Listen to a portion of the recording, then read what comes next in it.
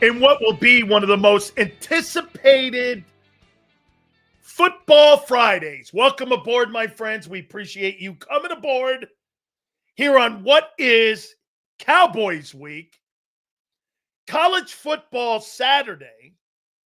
A lot of implications when it comes to the seedings in college football. A big weekend, Dak and the Cowboys versus the Philadelphia Stinkers. How you doing? And I mean that with due respect to that great defense that's starting to unfold. The Eagle defense. You are now, Philadelphia. Know this. You are a defensive city. You're a defensive city. Say it with me. You are a defensive city. The Philadelphia stinking offense versus the Dallas Cowboys shitty defense. I think the game's going to come down to Dak's offense and Philly's defense. That will be the football game on Sunday. Those two teams, those are the two best parts of the football team. Everyone knows the Cowboy defense sucks, and everyone knows the Eagle offense sucks. Simple. You know what? I love Eagle fans, too. You know what they're doing? Well, this is the breakout game. Shut the hell up. You ain't having a breakout game. There's no such thing. You're not breaking anything out. You're heading into, what is it, week 12? Breakout game? Holy shit, guys. I mean, what do you got? 7 games left? Breakout game? Those days are long gone, Junior. There ain't no such thing as breakout games. Sills, next year I found a wide receiver who looks like and plays like A.J. Brown. He's Chris Bell from Louisville. It's a good football player. I put him on my Biletnikoff list. I think I put him 5th.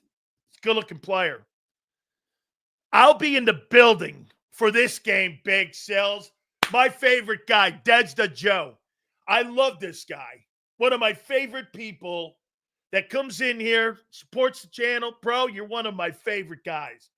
Big Deds the Jew's going to be in Jerry's world. Hey, by the way, I hope you're not up in the upper deck, dog, because you can't see behind that screen they got in the middle of the field. If you're up in the upper deck, you can't see the other side of the field. You can't. I mean, you can only see kind of half the field if you're sitting behind that big scoreboard. Okay? I mean, Dez, you're awesome, bro. One of my favorite people. All right. Hey, A.J. Brown, baby. In all the A.J. drama this week, he was asked a question yesterday about, all the drama going in the locker room. You know what he said? Please ask me about the Cowboys. It's an indictment on all the bullshit that's going on behind the scenes. There's no doubt about it. There's all kinds of shit. You heard Michael Irvin, too, by the way. Michael Irvin made the comments. This is deeper. This is absolutely deeper than just showing up and playing football with these two dudes, A.J. Brown and Jalen Hurts. There's a problem between the two. There's a problem, which means in the huddle. And there's a distraction all year long. I'd say the distraction and the fact that you guys have been injured has played a big role. Well, guess what? In your absolutely shitty offense. It's a terrible offense. It's like the 6th worst offense in football. The 6th. And I'll tell you what, I think the drama's killing the team. And I'm going to make a point to you here. Before we get into my prediction, do you know what you're going to do? Xander and I were talking prior to the program. Xander, guess what? He's right. Made me think about some things here. And I was going to give you a different topic. But here's my topic. If you fucking don't win the Super Bowl, you're going to blame A.J. Brown for this.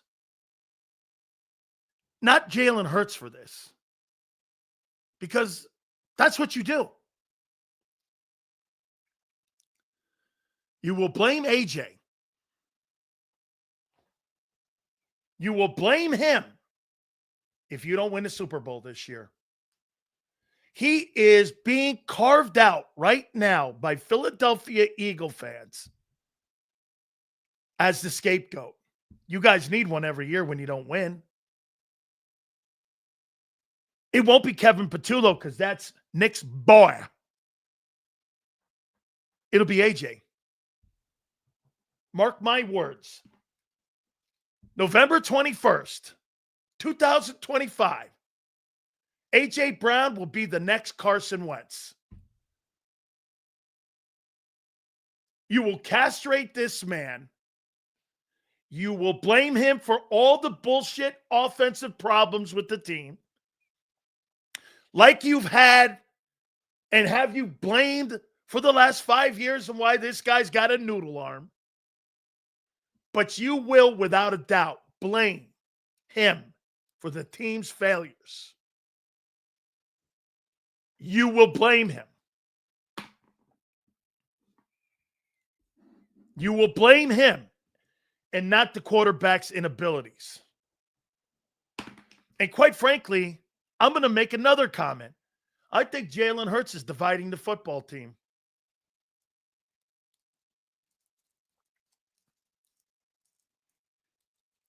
By taking the side and taking his side against the players. Hurts is dividing the team.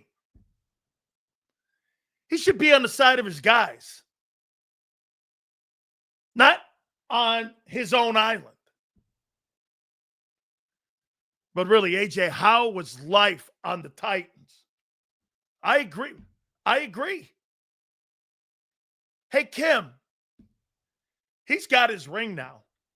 He's looking at legacy now. Okay? He is. Jalen Hurts is dividing your football team by not bringing it together. People of JAKIB Sports, let's offer a collection plate for Eagle defensive players to take out Cowboy players. Hey, not here.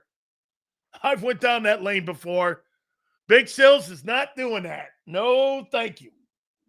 No way. I went down that lane a couple years back, and that didn't work out well. Kyle? No. Can't do it, bro. Not here, baby. No way. Get this. He is dividing the team, and you'll blame AJ for all the bullshit. Okay? Divides the team.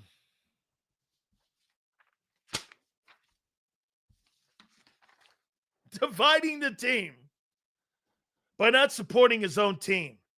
By the way, how can a guy have the shittiest offense in pro football? How can he? Get this. Teammates ain't backing him. I don't hear anybody bitching at A.J. Brown. Do you? Hey, AJ, shut the hell up. I don't hear that. AJ's a distraction. I don't hear that. AJ's been a disruptive force. I don't hear that. I don't hear any of that. Hurts divides us by winning. See, we at the top. Don't worry, folks. You won't be by the end of the year. Sills has a saying, divide the team is a foolish statement. Yeah? Well, that's my statement, kid. I'll tell you what, your offense blows. The players in the offense hate the quarterback's play. You tell me what's going on. Oh, injuries. Everyone else is not good. Barkley's lost a step. AJ's lost a step. Fuck that. Your quarterback's a noodle arm. And you don't want to face it. Noodle arm hurts. So something tells me that the passing game won't change unless we are losing and have to come back. It's not going to change as long as you have Jalen Hurts throwing the ball. See what Prince says. Prince, I'm not saying AJ's wrong, but at what point do you try a different approach? Like Michael Irvin said, he's asked the same question every week. Let's try something new. Agreed, Prince? Hey, Prince, I will concede to this. Okay? I will. I'll concede to this. I think doing all this shit publicly is not helping. Okay? I do. Do you ever get tired of bashing Jalen? No. Wrong context. Do I ever get tired of bashing this fucking overpriced and overpaid offense? No, I don't. Jalen's part of a unit that he leads it, and he sucks at it. And they're last in every metric. This guy can't accept that Hurts has proved him wrong. Prove me wrong? I'll say this to you. If there was a sign of a guy being carried to a Super Bowl championship after what I've seen after 27 games, it's him.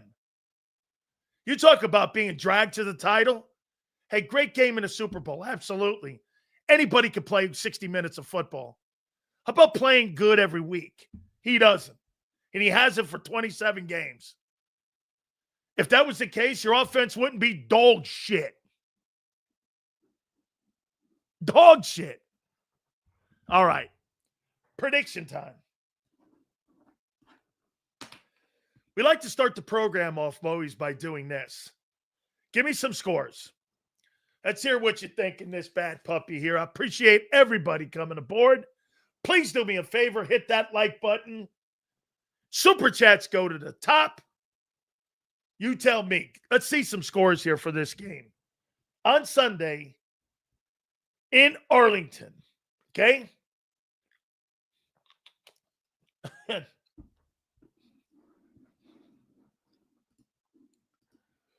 AJ doesn't realize the way trades work. It can get bad. It can. You could trade him to Cleveland. 20-17, says Des the Joe. 45-3. Jeff DeBone. Look at Sue. 52-3. She gives me an M. Reyes. 32-20. Cowboys. I'm assuming that's Philly. 27-13. All right. Wait a second here. Let me do this. Mikey, 24-21 Eagles or 28-14 Cowboys. Way to have conviction in that one. All right. Okay. What do you think? I'm too slow to get it there? I got it, Sue. I got it. 52-3. I got it. All right. Here's how I see the game playing out. By the way, legendary Mike North will join us. That'll be at 4:30. And then we will have, of course, Philly Godfather. One of the most anticipated segments of the week because we go over all NFL games. Here we go. Week 12, National Football League. What happens on Sunday?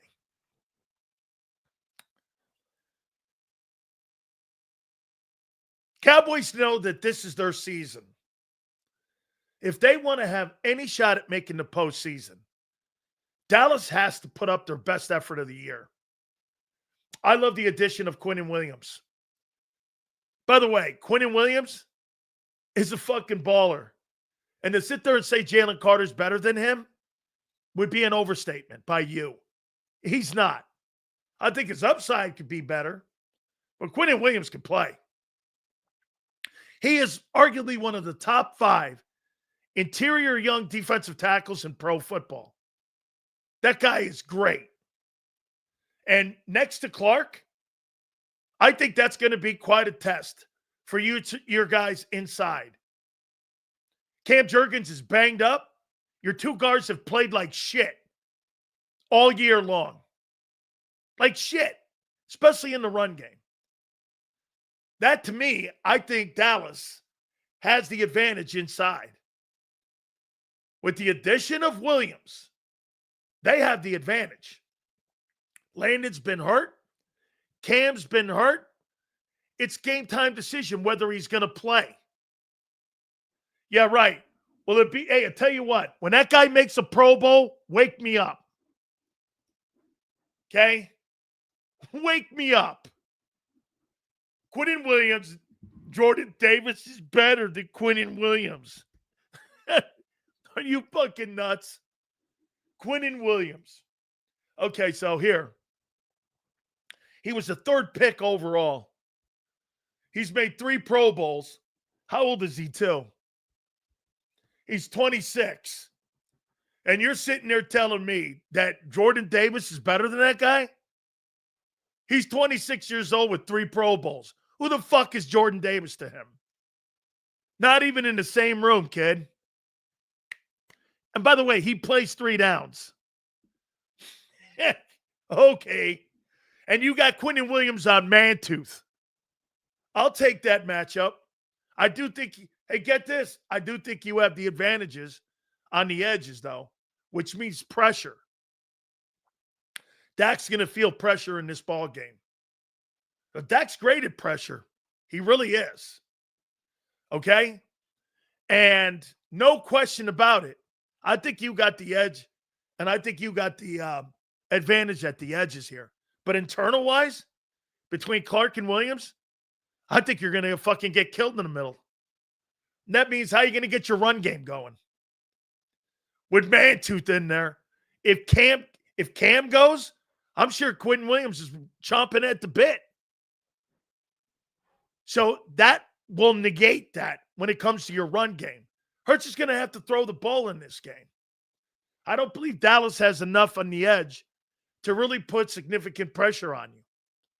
Okay? So I think this is going to be kind of a wash. You're shitty on offense. I mean, you're shitty on offense. You want to sit there and say you have any advantage on offense? Where? Wide receiver? You're 28th. Your quarterback is one of the worst quarterbacks in the league. Where's your advantage? You keep talking like you're good on offense. You're not. You're good on defense to exceptional. You're not good. Stop pretending. We're in week 12. You still suck. I mean, you suck on offense. Your running back sucks this year. What are you talking about? The Cowboy back is better. The Cowboy O-line is actually graded out better. What are you talking about this year? You guys refuse to look at the Cowboys offensively. They're better than you. They're better. So, this is how I think this thing rolls out. In a very tight one. Big Sills. Here. We are here at 2:24 Eastern Time. 28-26. Dallas Cowboys pull a victory off, run their record to 5-5-1, keep their season alive with a big win over the shitty offensive Philadelphia Eagles. Yes, sir. It's the number 1 offense. Get this. Your defense is 18th. They're number 1. They're number 1 in offense. You're 18th. 18th. You're making that sound like you're not. You're 18. Get this. Look at this guy. Watch AJ go off. No, he won't. How is he going to go off? You've been saying that for 12 weeks. 12 weeks. Well, these guys are going to break out. Break out.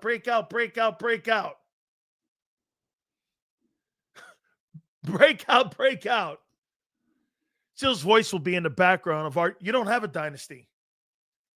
Dynasties are winning multiple championships like the Chiefs. Being in the AFC Championship game 7 years in a row. That's dynasty. Going to 5 Super Bowls. Winning 3 of them. That's dynasty. Not winning 1. Dynasty. You know, I get this. You wouldn't know what a dynasty is in Philly because you've never had one. Sills, I agree with you. The head scratcher is their formula keeps winning. And they ain't changing until they lose a game. Honestly, it doesn't make any – it doesn't. That's why it'll run out. It will. Okay? Nobody gives a fuck. It's today, dickhead. That's right. It's today. You suck today on offense. You're making it sound and you're lying to yourself if you think you're good on offense. You're not. Stop pretending. This is today. Stop pretending. By the way, George Pickens and CeeDee Lamb. Who's covering those 2 guys? Is Q going to travel? I mean, Cooper plays in the slot. So when CD goes over on the other side, who's covering who?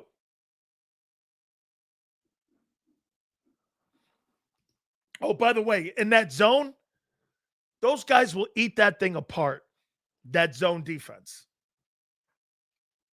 You're going to play off the ball on CD and George Pickens? Have at it. You're going to play zone defense on Pickens, Dak, and CD. Good luck to you, man. I want to see that. I really do. I want to see that. I want to. Hey, Prince, are you really going to play 6-7 yards off the football? What's your score prediction against those? 28-26 Cowboys.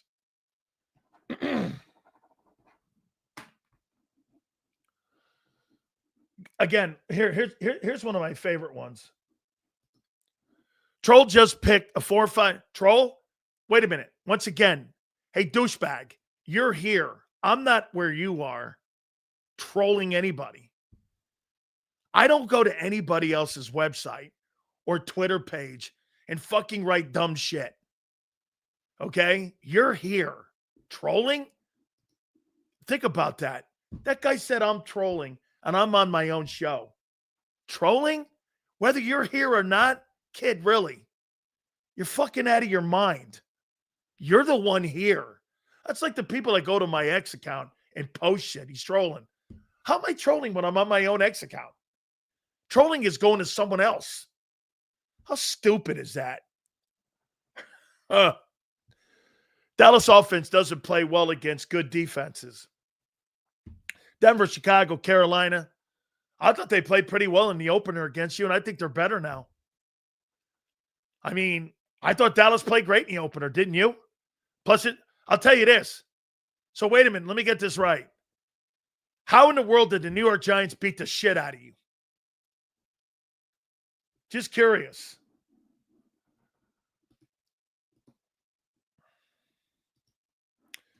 Sills, why does Vic ever play man in certain situations? Because that's not what his defense is. By the way, I wouldn't touch anything Vic does. Vic doesn't believe. You know why? Here, Kim, I'll tell you exactly why. Here's the philosophy on press versus zone. You can die by 1,000 paper cuts, meaning zone, or you can die getting your head chopped off one time. That's man. You get beat by a guy that gets behind you and you're playing press and that guy gets behind you, and you don't have really great corners, dual corners, not just one corner. You only have one corner on the team. And stop with that nickel fucking thing and stop calling Cooper DeJean a corner. He's not. Vic doesn't even fucking call him corner. When you play in the slot, it's more of a safety. It's not a corner. He doesn't play on the numbers. There are two completely different defensive positions. Two completely different positions. I see somebody in here saying that Cooper's going to play on CD. I saw Adam Thielen kick that guy's ass. CD runs great routes. Birds fans crashing out. See here. I'd like to see a linebacker debate this guy. He would wipe the floor with this troll ass.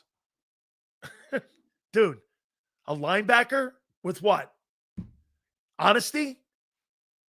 What linebacker are you fucking talking about? By the way, hey, dumbass, I don't say anything that's wrong here. You just cry. You call me a troll, you're a fucking baby about your team, and baby Jesus hurts. I think Lori's involved now. So I see 12 plus targets forced to AJ. If so, Dallas wins 37-14. If we play our game, we win 20-17. Xander, I missed the super, man. Guys are great. I appreciate all the supers. Thank you very much. Fangio's defense is banking, and you will make mistakes. Yes. Yes. Birds fans crashing out. Yeah. So when you play zone, you're keeping everything underneath. You're playing bend but don't break. Sorry, Kim. I'm sorry. You play bend but don't break. When you play press, chances of a guy getting behind you, if you don't have two great corners and you don't have great safety help, you get beat with the big play. You get beat with the big play. Last time I checked, the quarterback is the only one who touches the ball every play. Hurts will be the reason he is limited. Can't blame AJ when the quarterback can't get him the ball. Absolutely true. Absolutely true. Hey, Texas boy, I appreciate you coming in here. Absolutely, man. Hey, Texas boy, I picked your team today. And Texas boy, know this. I don't block you. We don't block you here. I don't block people on my Twitter. They say horrific things. I don't block anybody. I mean, hey, you know what? The kid's not here. Somebody said something about my kid. I didn't block anybody. Want to attack that? Have at it. By the way, my wife's not very happy about it. Yeah. Sorry, Kim, what'd you say, honey? That's my wife who never, ever says anything. You put a picture of me and my daughter, and somebody take a shot at my daughter and said something nasty about it on my ex. I told my wife about it. My wife doesn't ever get involved in any of that. Don't let that go down. Don't let that go down with her. I can promise you. Like a spider monkey on you.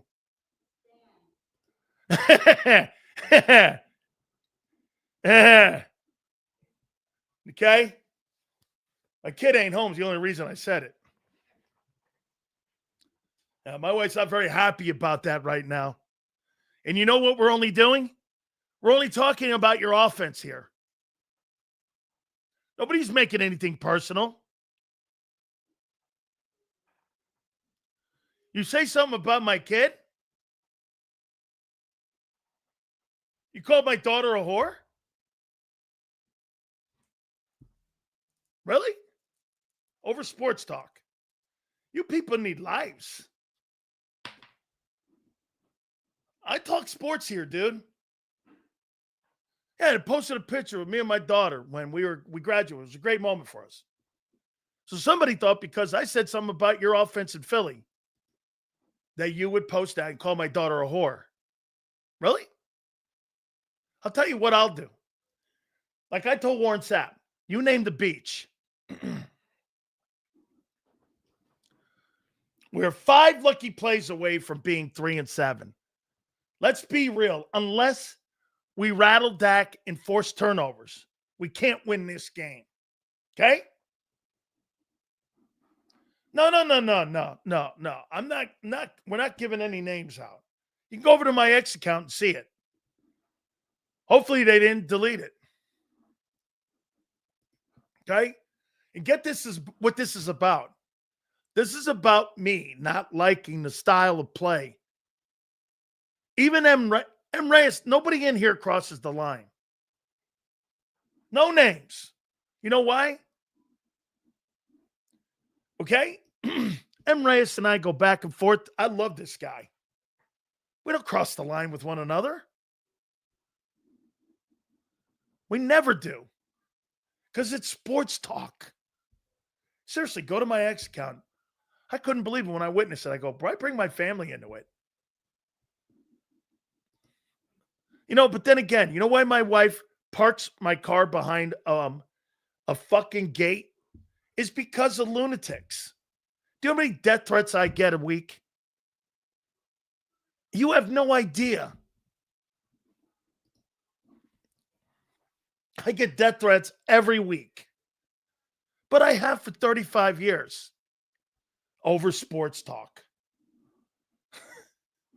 Hey, dude, you may go like this. Sills, that's fucked up. But your bullshit take on the Cowboys Sunday, that's why I'm here. Honestly, Sills, I don't understand why people take others' family instead of sports, honestly. That's downright disgusting. We're here to talk sports, not other That's right. Bro, my wife was my producer for over 20 years. She heard all this shit.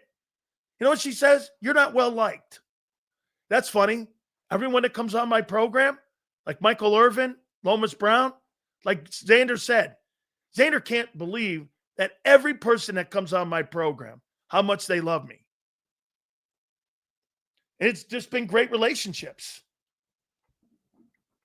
I have wonderful relationships with my audience. Why do you think I don't block you? It's because I don't care you get mad at me. Because listen, sports is passion. It's great. When you start getting personal, though, come on now. Sue, I love you too, man. I mean it. 99.9% of everybody in here. And there's always that one. Listen, I know this, and I'm going to say this in my, get this, and I'll say this for sure. Okay? All you guys have to do is go to my X account, and you'll see what they're writing there. Seals Cowboys did well, and they did play well in game 1, but lost the first game. That's a fact. True. Ask Allen. He is an amazing player, and doesn't mean he wins and he's better. Well, wait a minute. Well, Josh Allen, once again, if Josh Allen plays poorly, he's going to lose. If Jalen Hurts plays like shit, you're going to win. There lies the difference in the two. If Hurts plays like shit, you win. If Allen plays like shit, they lose. End of story. I mean, okay, get this. Jalen Hurts had 90 yards passing in a game, and they won. He could play like total dog shit like he did in the Lions game. He was awful in the Lions game. They're still going to win.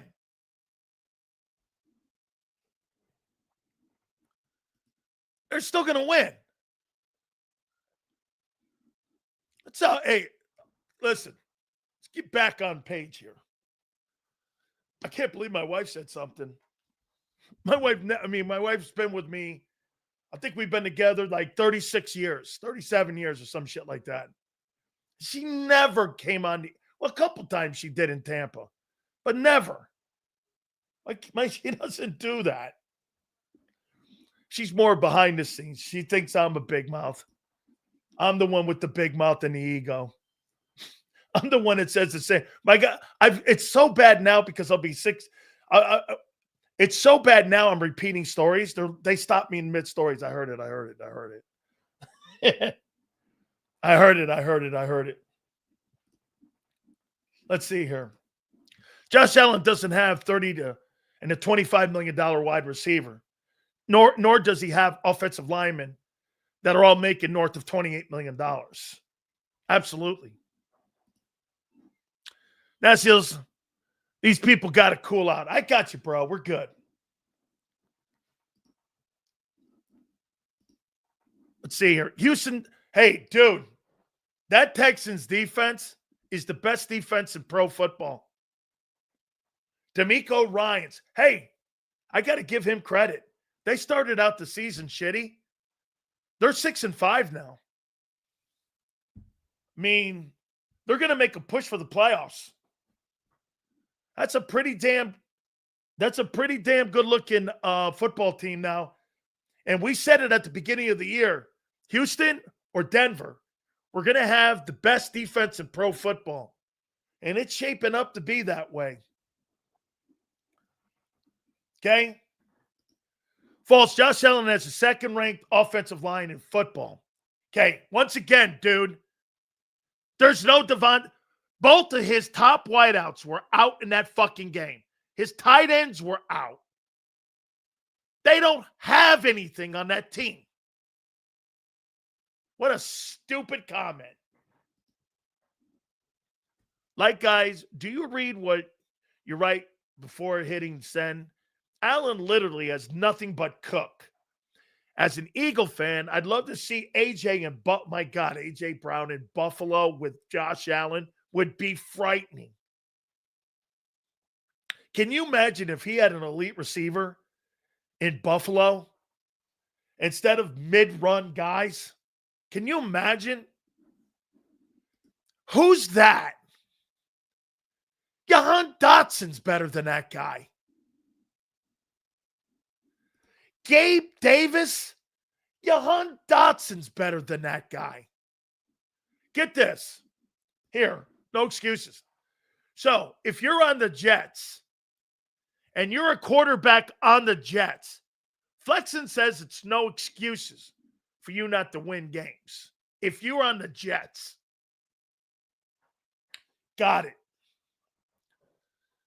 Tell Mrs. Sills she's owed a special seat in heaven dealing with your ass for all these years. She calls me the stupidest person on the planet, but I got to tell you, she's the stupidest person on the planet because she married me. How you doing?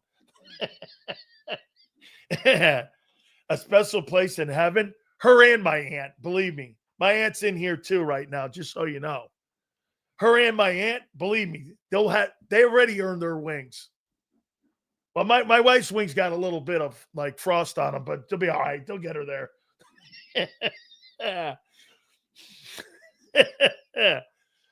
You might not like Jerry Jones, but he welcomes his radio station to be critical of his team, unlike Bob Lang and the Eagle Radio guys.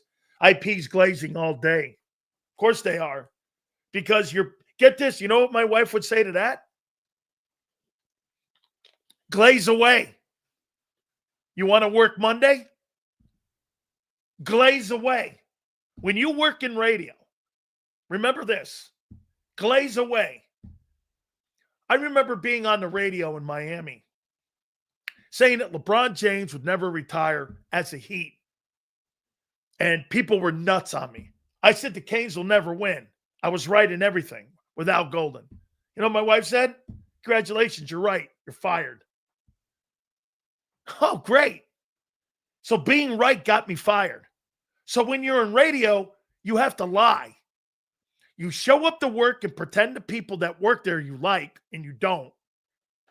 And you got to lie about the teams that you have on your station because you got a sales dude back there going to your boss going, Sileo's kicking the shit out of a team I got to go sell. How do I fucking sell that?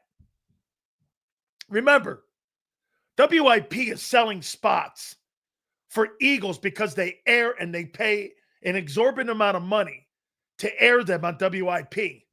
You're never going to get critical conversation or real life convo talking about the team, talking about bad offenses.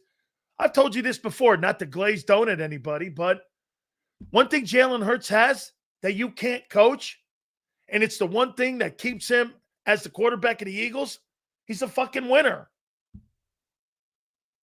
Jalen Hurts, his greatest asset is not ability in his athleticism. It's his winning. That's what makes him keep his gig. It's not his arm. It's not the offense he's in. It's none of that.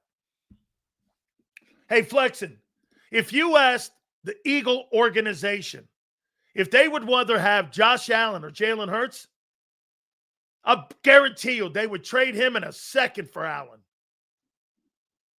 Kid yourself.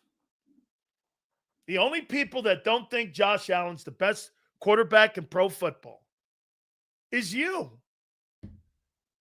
Every executive in the NFL thinks that. Every one of them. Allen had a prime defense. Okay? Guess what? That's untrue. Fuck 'em. Yeah, hey, look, this is going to come down. Allen is Wentz 2.0. Yeah. Jalen Hurts is Tyrod Taylor 2.0. Tyrod Hurts. Chicken noodle arm. Trade the main thing. Let it be in Buffalo. Hit the main thing, be the main thing.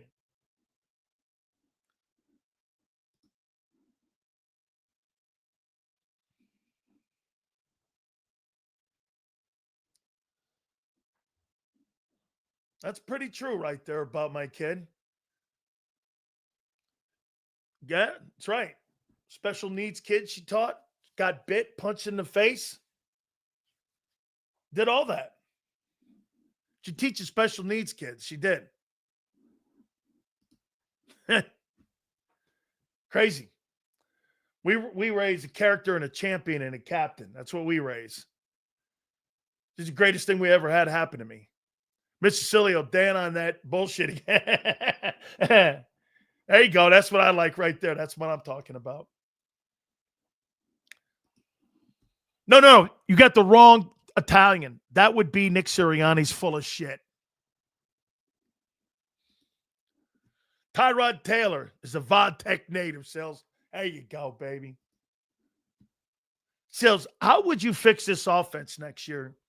You think it's the quarterback calling, play calling, execution, or all three? Again, if you want Jalen Hurts to be a superstar player again, go back to what you did in 22. Hire a guy like that. Why won't they? They won't. For whatever reason, they won't hire a coach that resembles what he did in 2022. Why are you hiring these guys? And by the way, I love the fact we went over his resume, Kevin Patullo's. So Kevin Patullo's been in the NFL 15 years. He's never really had a position coaching job. And he got the coordinating job. How did he get that job, actually? Let me see this again. Let me take a look at this. Kevin Patullo. So let me look at these jobs. And I'll tell you what kind of job he's had and see if he's qualified. So take a look at this. He's quality control. That's a gopher job. Buffalo Bills, gopher job. Bills, offensive assistant wide receiver coach. He never had a position.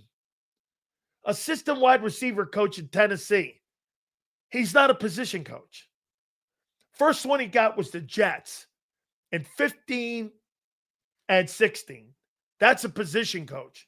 Even the A&M, an offensive analyst, the hell is that? Indianapolis. He has a wide receiver coach. Passing game specialist. That's not a job. Pass game coordinator. That's not a job. Pass game coordinator and assistant head coach. These are buddy jobs. Then he's had 2 position coaches in 15 fucking years.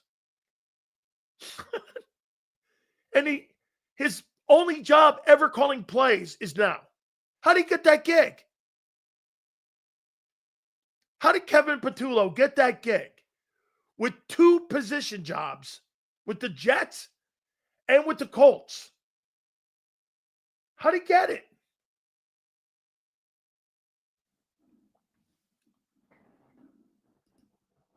This guy's taking personal shots at the OC.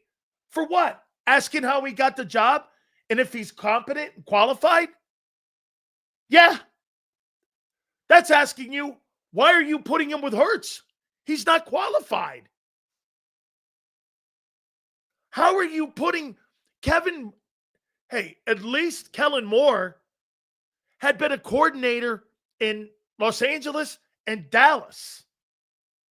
This guy barely has 2 jobs that were worthy of anything for 15 years. He's not qualified. He is not qualified to be the offensive coordinator of the defending Super Bowl MVP. You know how he got the job? He's Nick's buddy. That guy would never get an offensive coordinating job anywhere in the NFL if it wasn't for his buddy elevating him. He's not qualified. Mark my words, Eric Bieniemy next year. I don't mind Eric Bieniemy. Okay? No. I'm talking like you're the 28th ranked offense in football. How do you explain the Bucs having a first-year coordinator promoted? I don't think Josh Grizzard's doing a great job either. He's not. Really? He's never had a fucking gig, dude. He was passed over 3 times in Philly. Stupid take. Yeah, because they're butt buddies. Sills, just like Nick doesn't know how to fix an offense or a problem. Facts. That's an absolute fact. Dude, Josh Allen just woke up and lost. Hey, get this. I'll say it one more time, and I'll say it for the last time. Winning a regular season MVP is superior than playing 60 minutes of football. You have to play great for 7 months. Hurts could never do that.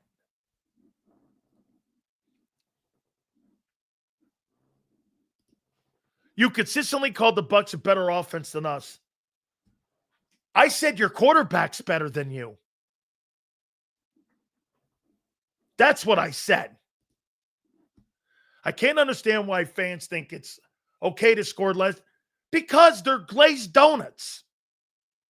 Get this. You're sitting here making excuses. Excuses for a noodle arm quarterback. I'm done with this guy. Go sit in the corner with your fucking aluminum foil hat. You're done, guy. Here's a guy here, this Craven guy. You'll pay for my attention or you will never get it again. Believe me. Do we really need another OC change? You're going to get one anyway. I've got a Christopher Nolan film for Josh Allen to star in. Interception. No, you mean the best guy in the league. Hey, hey, guess what, intern Sirianni? It must be great to have a shitty offense and a guy who could play like shit every week and win games. Wow. I wish Josh Allen had that. Could play like dog shit every week. Dog shit every week and have the 30th ranked offense in passing and win. Must be great. That must be what an absolute awesome thing that must be. To have the shittiest offense in pro football and win. Wow. What an absolute thing that must be. I wish every good quarterback could have that, where you don't have to be good. You just have to be mediocre. And you can win. Wow. That must be fucking great. Must be awesome to suck in every game you play and win. Man, what an absolute wonderful thing that I mean, listen, kudos to Howie. That's fucking tremendous. You can blow in every game you play in. Have the 28th ranked passing offense. The 26th worst offense in football. And win. That must be fabulous. Holy shit. You know why you can't make excuses for Hurts and his shitty play? Because the team is so talented. And that record that Hurts has is a joke. Just like Sirianni's. That's a reflection of Howie and the great players on the field. It's surely not your coaching on offense. Your coaches on defense are spectacular. Spectacular. Okay? Spectacular. Absolutely.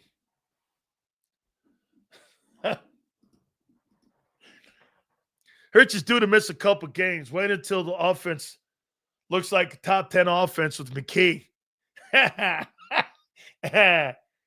Oh, man. That'd be good. Seals no offense, but you looking real bad. I'm not looking bad. What do you mean I'm looking bad? Guy had a bad game.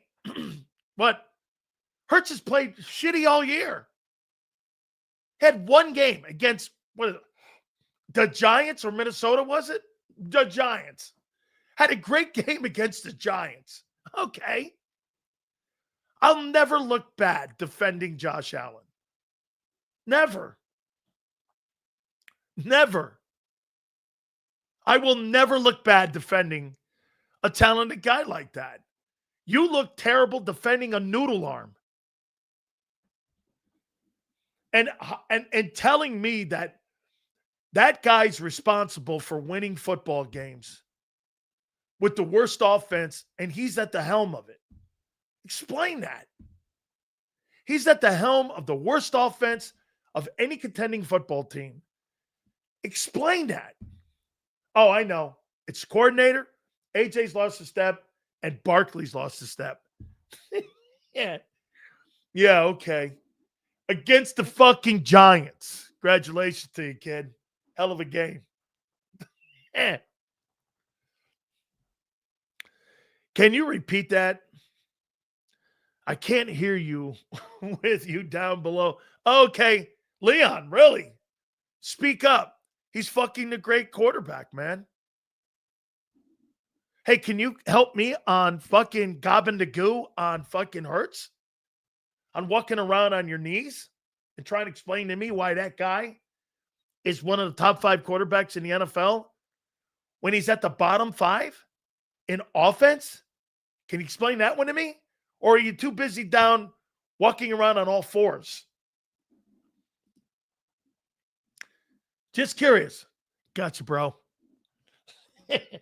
That's my guy right there. We're good. Right. Okay. That's right, man. Hey, the first 4 weeks, we only won because of Hurts. Yeah, because he was running around more. It wasn't because of his arm. Okay, it was because of his wheels. Absolutely true. I'll go there with you with that. Okay? Yes. Oh my God. Hold on here. Oh man, we got everybody coming out of the Word Works here. Hey, I thought Michael Irvin was great yesterday too. Hey, I will give this up. I will ask you this. How come Saquon Barkley is showing true leadership here? If there's a guy that should be pissed off, like Michael Irvin said, it's Saquon Barkley. Look what you've done to Barkley. You've relegated him back to New York. Shitty quarterback, below average O-line. Womp Sills. Jalen better than Josh. Big facts. Sure. Thanks for the super. Okay. And Jalen, who's got the worst offense in football, is better. Okay. Yeah. Again, he's the worst passer in the league. And that's your debate. Josh Allen and Jalen Hurts. Yeah, Xander, you're right. This is comical now. Yeah. I bet you think that Jalen's a better passer in the pocket than Dak Prescott. Do you really think that? Yes, I agree with that, Dirty D. Coaching's failed Jalen. They stopped developing him like they did with Wentz. Yes, I do. Okay? Allen was given an easy... Listen, guys, I'm not debating Josh Allen. We're not doing that. Stupid. Better overall.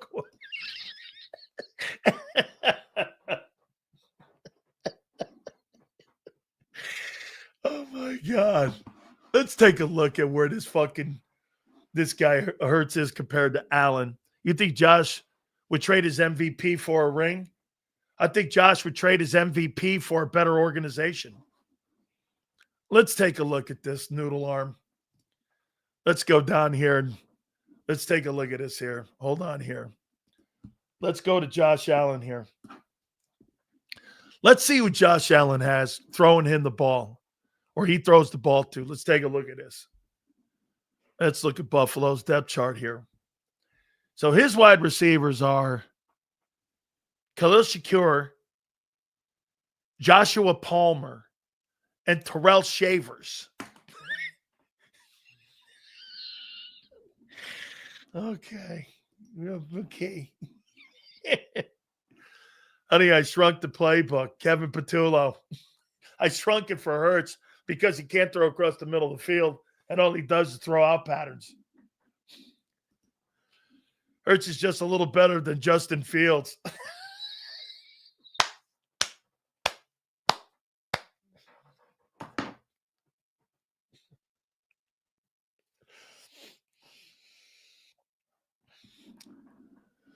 Oh, come on, man. Bucker always says he needs to play better, but the win is the most important thing, Sills. I'm pretty sure Saquon and Hurts are on the – no way. I think the team and the offensive players in the huddle hate the quarterback's approach to this game. No way. No way. I thought I heard A.J. Brown say this. Hey, A.J., what about you losing a step? Oh, I guess Saquon has too. That's an indictment on their approach. By the way, aren't you listening to your own players? Aren't you listening to your own players? Okay. Last I checked, my home didn't have a 1,000-yard receiver his last two Super Bowls. Dodd? What? Last I checked, my home didn't have a 1,000-yard receiver. Are you talking Mahomes in Kansas City?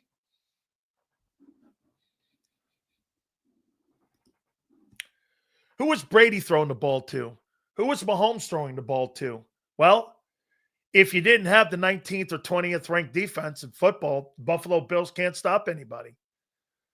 I think Sean McDermott's done a shitty job in Buffalo. It's not an excuse. Those are facts.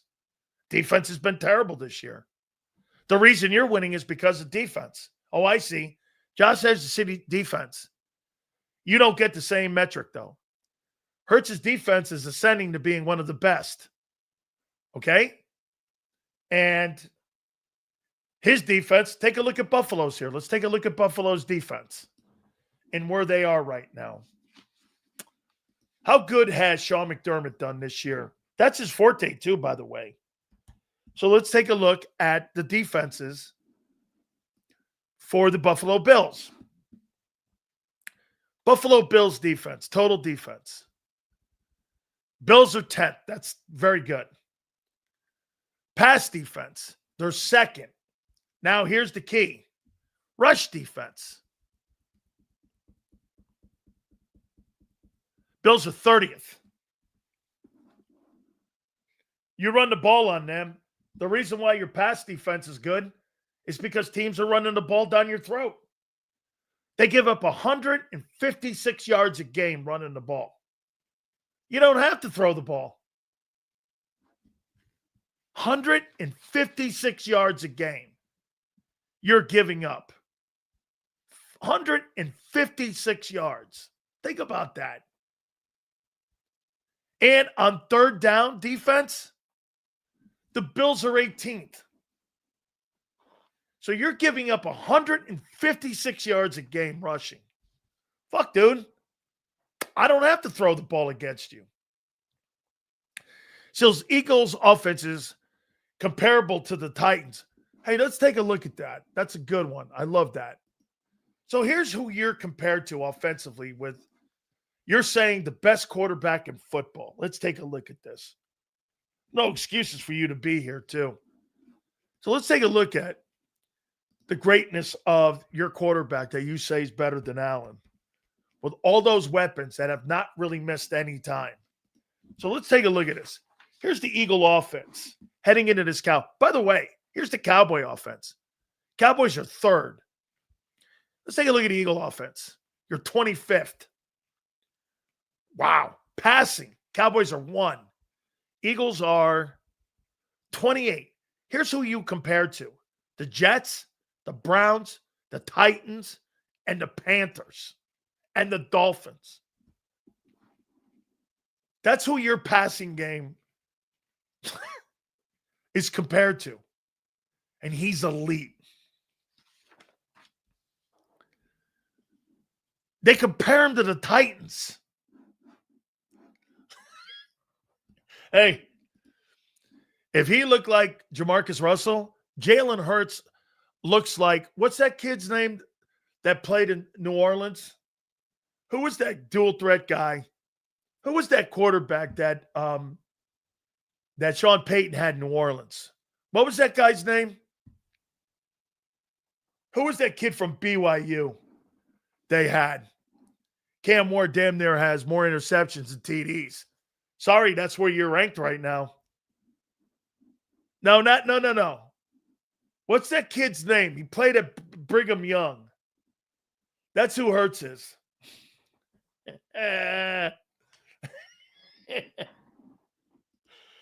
Oh, that's it. Tyson Hill. Tyson Hill Hurts.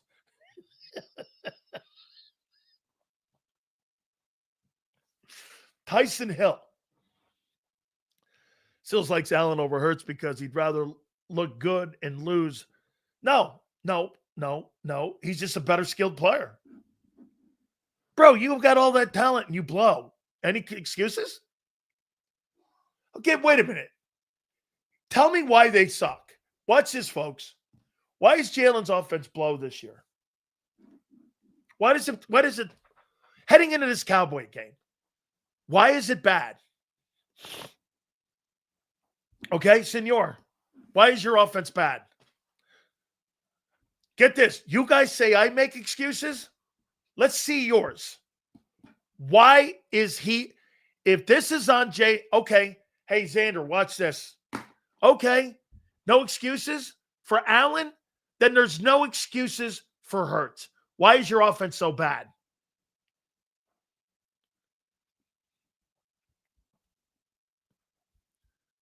Why is your offense so bad? Why is your offense so bad? Hey, that's great for Jalen, but what about the rest of the offense? Bro, Why is your offense so bad? Because Jalen isn't playing well? Oh my God. Somebody with truth?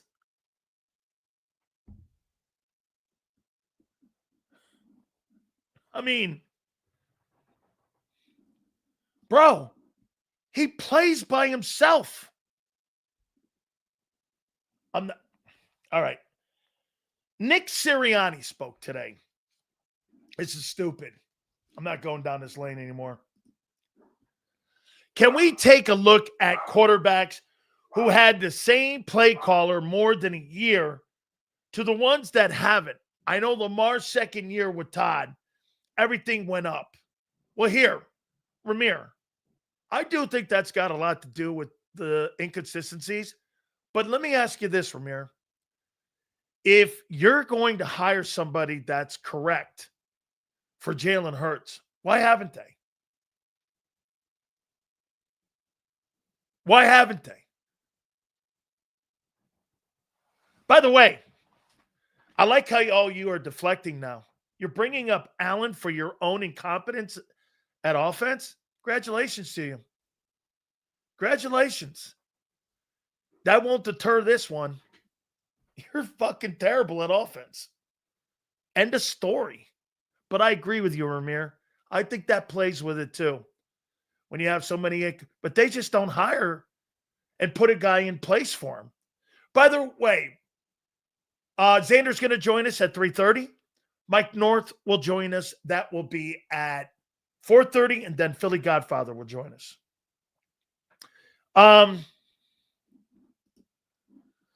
My favorite guy, one of them, Des the Jew. What metrics outside of third down passing yards that makes Hurts the worst quarterback in the league? TD, intro ratio, good. Rating, good. Okay. Here's okay. Your run game is 25th. Your pass game is 27th. You're horrible on third down. So Hurts' numbers are good. So are you telling me everybody in the huddle's bad? Is that what you're saying, Des? AJ's on pace for 700 yards. Devontae's on pace for 900 yards. Saquon's on pace for 900 yards. You tell me, Hurts is the only guy in the huddle now that's good. I see. Then why do they have such a basic offense? Why? Is he 25th in passing attempts? You know why he's got good numbers, Des? He doesn't threaten the field. He's limited in throws. He's 25th in passing attempts. Think about that. Here, I'll show you. I'll give you another one. Seals, if Eagles front office had any brain cells, they would hire a coordinator like Ronald Curry. He's first year as Josh Allen's quarterback coach. He won the MVP. Here, let me show you. I'll give you a great example where Hurts is and why you see some of those numbers that are up. Okay?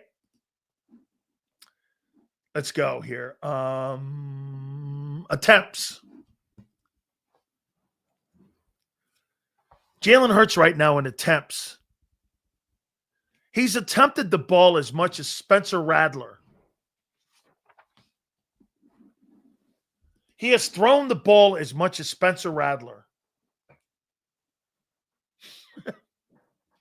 Spencer Rattler.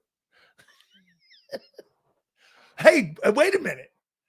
Yeah, Kellen Moore. I got it. Spencer Rattler. Here, let me show you a dynamic here. To show you guys, let's see. So in attempts, Hurts is what? He's 23rd. Let's see in completions where he's at. In completions. He's the best quarterback in the league right here, according to some Houston odds. Let's see in completions. Where is he? Where the hell is he? Incompletions. Here he is. He's 22nd in completions. Let's go here in yards.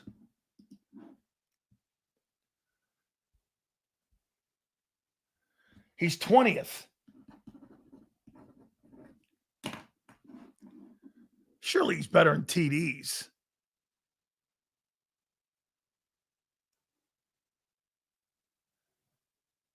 He's 14th in TDs.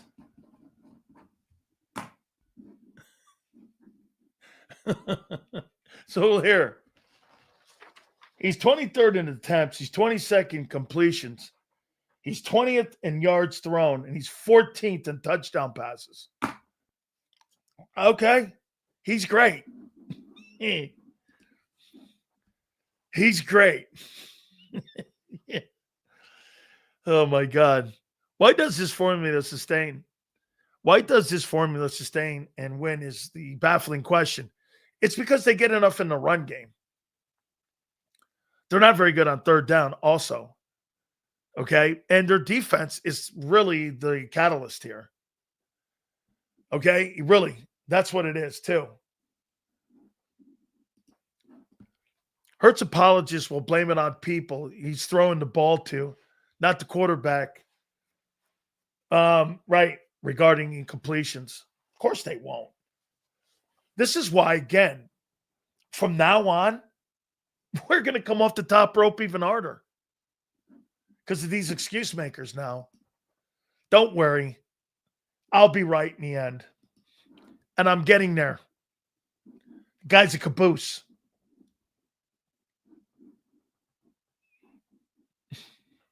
It's playing out exactly like I thought it would. Senor, I thought Sil said Eagles don't have a Super Bowl team because all the guys on defense they lost. Yeah, well, he had to make 9 trades when the season started, and he had to go get Jalen Phillips. Yeah, because all the shit you did in the offseason, he pivoted. Did he not? Or you forget those 9.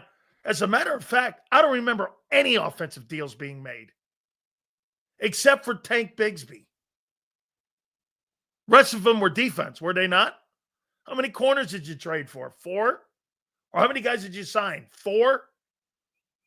How many edge rushers in the offseason did you sign? 6? 7? All the shit they did in the offseason, yeah, was terrible. And he pivoted. The Eagles are on top of the NFC, buddy. I got you. She says, you think Iverson would thrive in today's game? With the amount of space in it, Allen Iverson would survive any era. Can you imagine what Shaq would do today? Shaq would score 50 a night. The better one is Shaq. Who's going to guard him? Who would defend him? Okay, who would defend Shaquille O'Neal? Sills, I enjoy your show and appreciate letting us voice our opinions. My thing is that you take so many little shots at Hurts. I get that he isn't the stereotypical quarterback, but the guy's a winner. Well, Steven, if you heard me say, personally, I'm taking a shot at Hurts right now because of the incompetence of your coaches. You're coaching this guy to everything to make him look poor and not helping him to what he does best.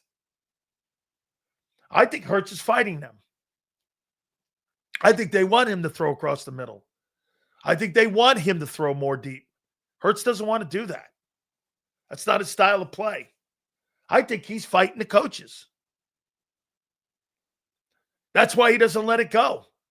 That's why guys are running routes and not running them full go.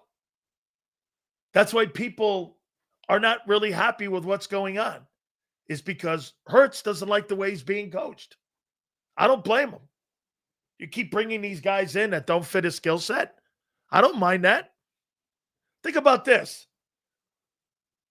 What coach have they hired? Okay? What coach have they hired since Shane to make him a better player?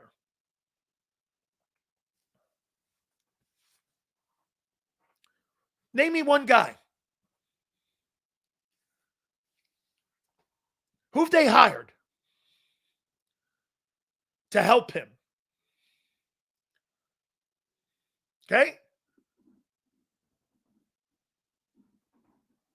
No. You're not, because you can't follow along, dude. He's being coached to everything that's wrong with him. And that's why the kid sucks right now. If you were coaching him the way you should be, he wouldn't suck.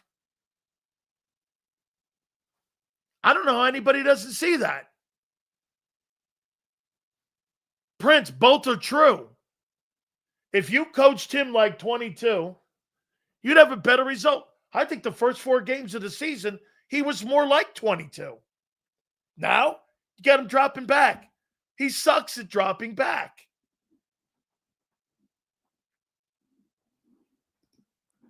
Seals, you're not lying when you say Jalen's record is a joke, but I think it's a bigger joke is saying coaching has failed Hurts. I think the coaching has failed them. Dak Prescott wouldn't even allow to use that as an excuse for him. Dude, Greg, they hired Brian Schottenheimer, a passing guy, for Dak. You know what you hired? You hired a guy who's looking for a job because he's never had one. Kevin Patullo's unqualified for the job. He's had 2 position jobs in his entire 15 years. I've never heard of such a thing. I've never heard of such a thing. 2 position jobs, and the rest of them have been gopher jobs. I should have looked deeper into this. This guy's a fucking gopher. Kellen Moore had been, yeah, you brought him in over him. In 15 years, M. Reyes, he's had 2 position coaching jobs, a quarterback job with the Jets and a wide receiver job. That's it. That's a fact. Assistant analytics guy, analyst guy. Those jobs are dopey. Those are dopey jobs. That's like buddy jobs. Those aren't, when you're a position coach in the NFL, that's a real gig. That is a total real gig when you get a position job. Like when you're coaching wideouts or you're coaching defensive tackles, that's a real job. When you're a quality control guy or you're a special assistant to the fucking head coach, those are dopey jobs. Those are buddy jobs. If you want to be a superstar in the NFL, get traded to the New York City teams. Delusional fans, Becton is the biggest loss in the run game. Becton's been hurt all year, too. I don't think there's any coincidence to that. Every guy's been hurt in the offensive line in Philly, and he's hurt out in Los Angeles. They won't until we lose. And Nick is gone. Good luck. Right. Agreed. They're not going anywhere. I miss Brian Johnson. Took him for granted. Dude, the guy had the 8th ranked offense in football. If they would have kept him in place, who knows what he would have did even in the Super Bowl year. Okay?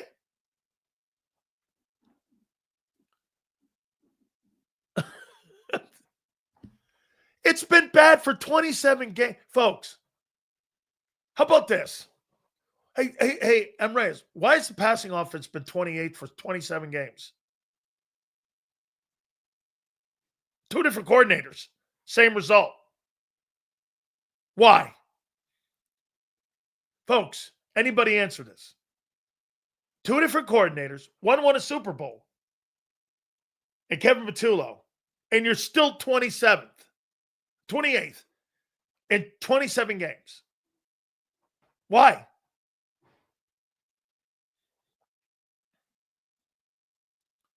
Why? Why is the passing offense Over 27 games, the same. Wait a minute. Passing game sucks because the quarterback, head coach, and OC. He's dead right. Hurts is limited. Okay?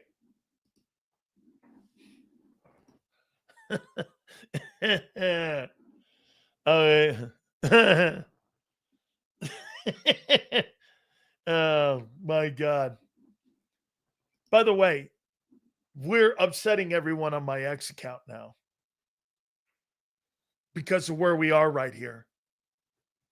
We're upsetting everyone right now. Everyone's upset right now.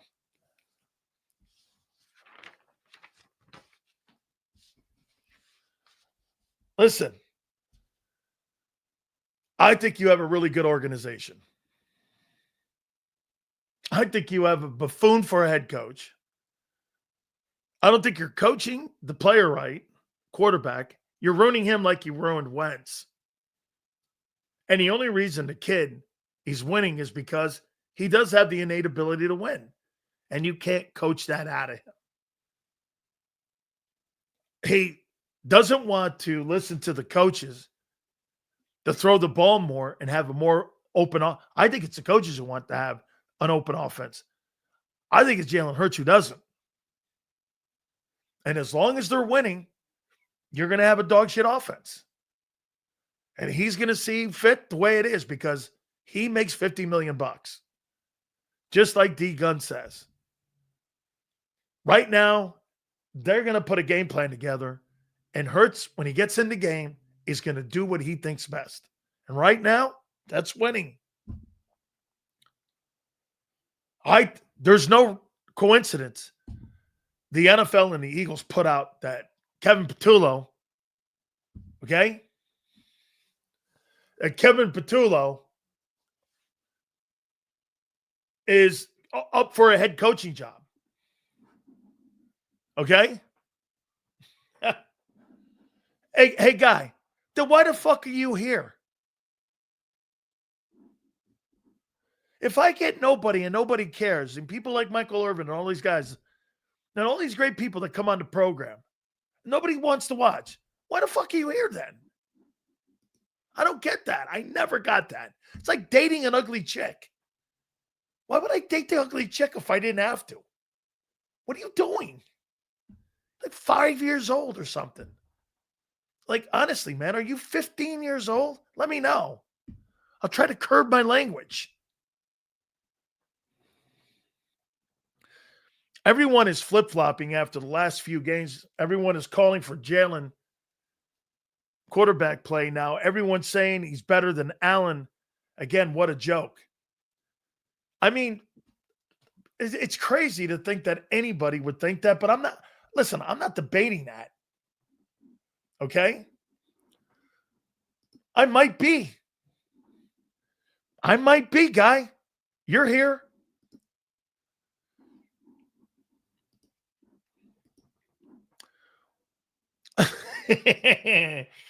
Yeah, no. Well, depending on Hollywood, depending how late it is in the night.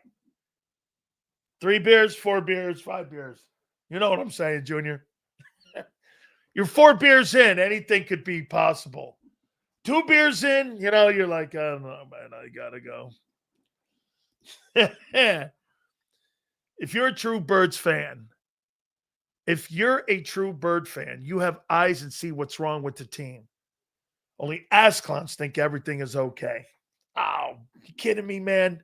Don't think like that, Nick. You're thinking with too much common sense. These guys are defender of the Hurts.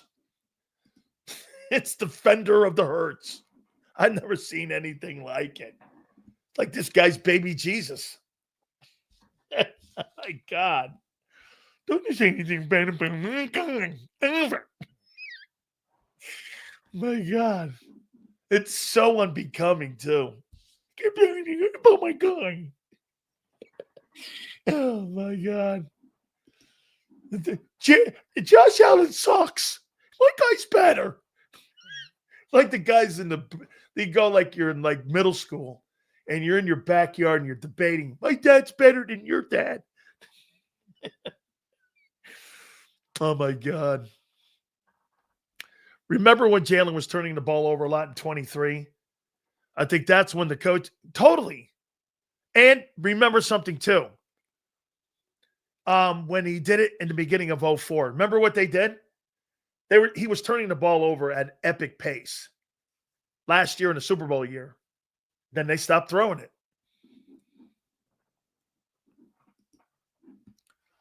Only Ask Clown Eagle fans think everything's fine. Good one. Yeah. Sills, we don't even have to bring Hurts into this. Your goalpost mover for Allen. No, I'm not. I've been consistent as long as I can. He's not on a very good football team. If he doesn't play well, they lose. That's not anything different. There's no moving of anything. Just like when any great football player is on a team, like Myles Garrett. Myles Garrett's on a shitty team. He could have 5 sacks in a game. It won't matter. He could have the number 1 defensive football team in the NFL. Won't matter. He's not on a good team. Do we not agree? I mean, where are the Browns defensively? Let me see this. Let me see where the Browns are defensively. And I'll make the point on defense just for a great player like him. Defense. It's got to be the Texans. That fucking team is incredible.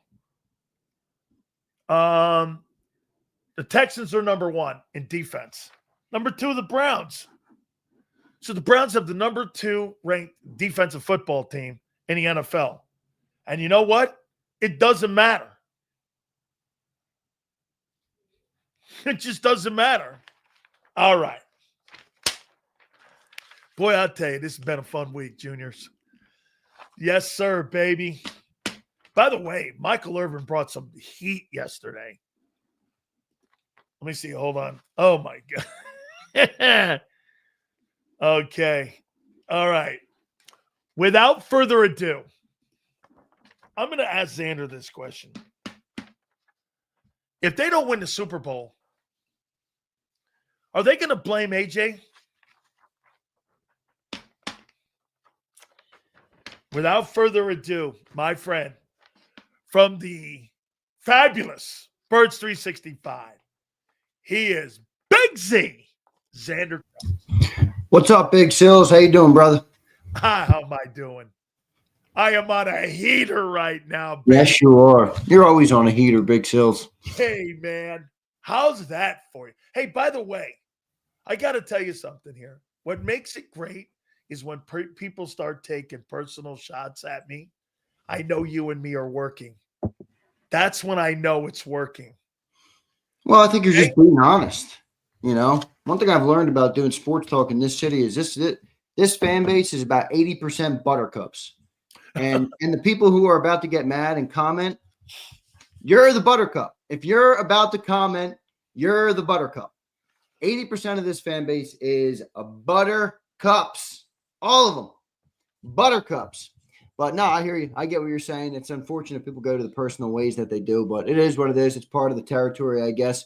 Bunch of dudes in tights throwing a ball around a field. You would think that it wouldn't get to this point, but it does. All right.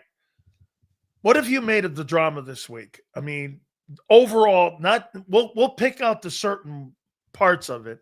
What have you made of it this week? And that I came away with this, Xander. Everybody's making excuses for the one guy that you can't make excuses for. I mean, I heard all week long that A.J. Brown and Barkley have lost steps. I'm like, where did you get that from? And I'm hearing Kevin Patullo. I happen to agree. Xander, I went back and I did again after you and I went back and looked at it. This guy's had 2 position jobs. 2 position jobs in 15 fucking years. How'd he get the gig? I mean, This stuff doesn't make sense. And yet, I'm going to come full circle and do this. And I'll go back to what you say. They're 8-2, Sills. Well, that's where I'm at now too. It is what it is. At the end of the day, they're not. Oh, that's now your new analysis too. Well, it's the same thing I said on Monday, isn't it? I'm enlightened. The offense is going to be what it is, and I don't think they're changing. I mean, look, they went to this offense in 24 after 4 games because they were turning the ball over too much. They have had unprecedented levels of success since they made the philosophical change. So I can come up here and blame Kevin Patullo, Jalen Hurts, A.J. Brown, whoever you want to blame. It doesn't matter. They're not going to change. Nothing is going to change. They're winning at this clip. You want my prediction for the game? I got 27-20 Eagles. I have 8 3-and-outs. I have 42 hitch routes from the receivers, and I have 1 slant.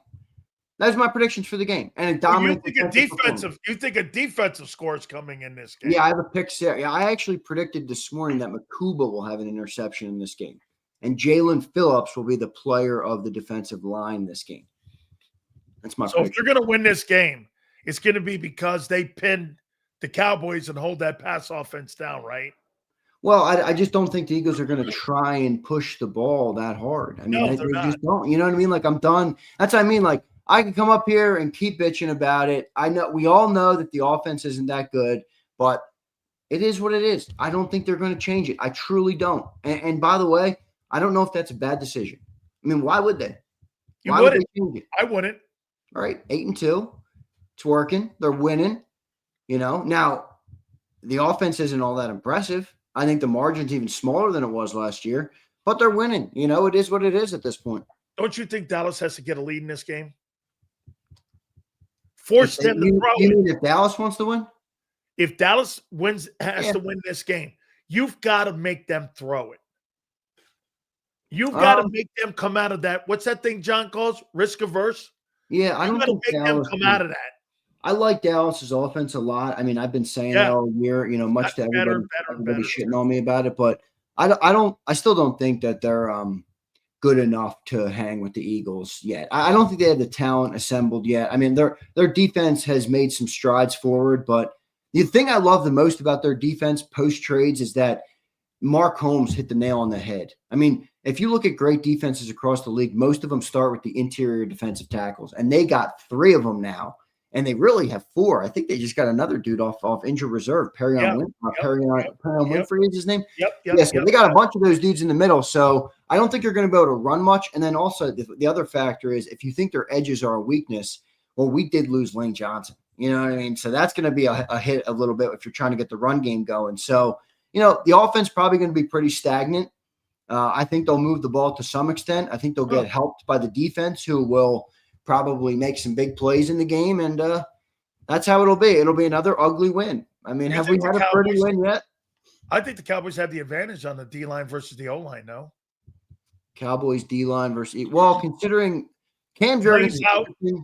Cam is back at practice, but John, shed light on this morning. The concussion protocol is such a weird thing. Yeah. He brought up a story a couple years ago where Jason Kelsey was coming out of the concussion protocol. He went to practice. He flew to the game, wherever the game was. I don't remember where it was. And then he ended up not playing. So it's like the concussion protocol, they handle it much different with quarterbacks than they do with other players. Cam's still in the protocol, so he wouldn't get cleared until probably day of. Because the neurologist will see you in the morning of the game. That's why the concussion thing is kind of a iffy thing. The team can clear you, right? But when the neurologist has to clear you, the league neurologist. So what about AJ?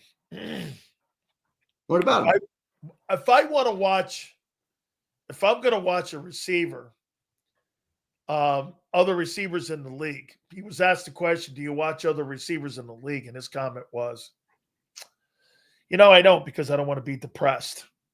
Then the other one, hey, you lost a step. I guess Saquon's lost a step too. Yeah, it was funny.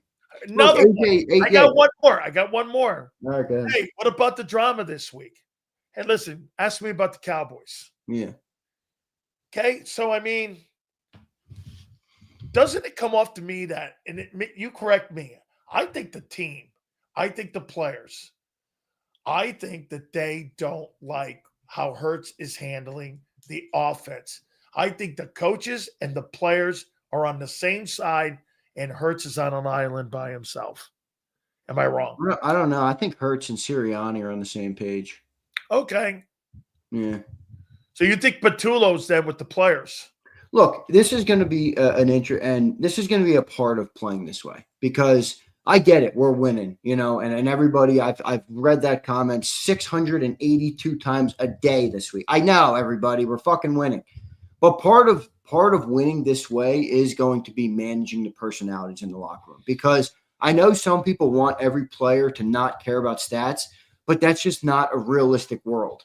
So you have players playing this risk-averse philosophy where they are sacrificing numbers. They are sacrificing a certain style. They are sacrificing getting the football. So I think one of the biggest challenges for Jalen and Nick Sirianni here is just making sure everybody's bought in, because even when you're winning and you're winning this way, you do have to manage. Okay, AJ, what do we got to do to make you bought in? What do we got to do to make Devontae bought in? What do we have to do to make Saquon bought in? Now, I think some of them are bought in. I think they do know that winning, is at the forefront here. And I have no problem with them doing that. But at the end of the day, you're going to have to manage the personalities in the room a little bit.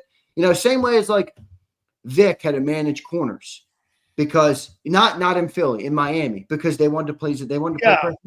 You know what I mean? Same thing. Even if you have a successful defense, them dudes are going to want to get theirs. Same with the Eagles offense. So I think that's actually one of the biggest challenges. And they've done well. They're 8-2, but you do see some of it, coming up a little bit where AJ's upset. He's like, I can't watch other receivers in the league. And I get it. But I do think in a way, I put this in, we have like this Discord. I put it in last night. I'm like, dude, I think the Eagles like broke the NFL.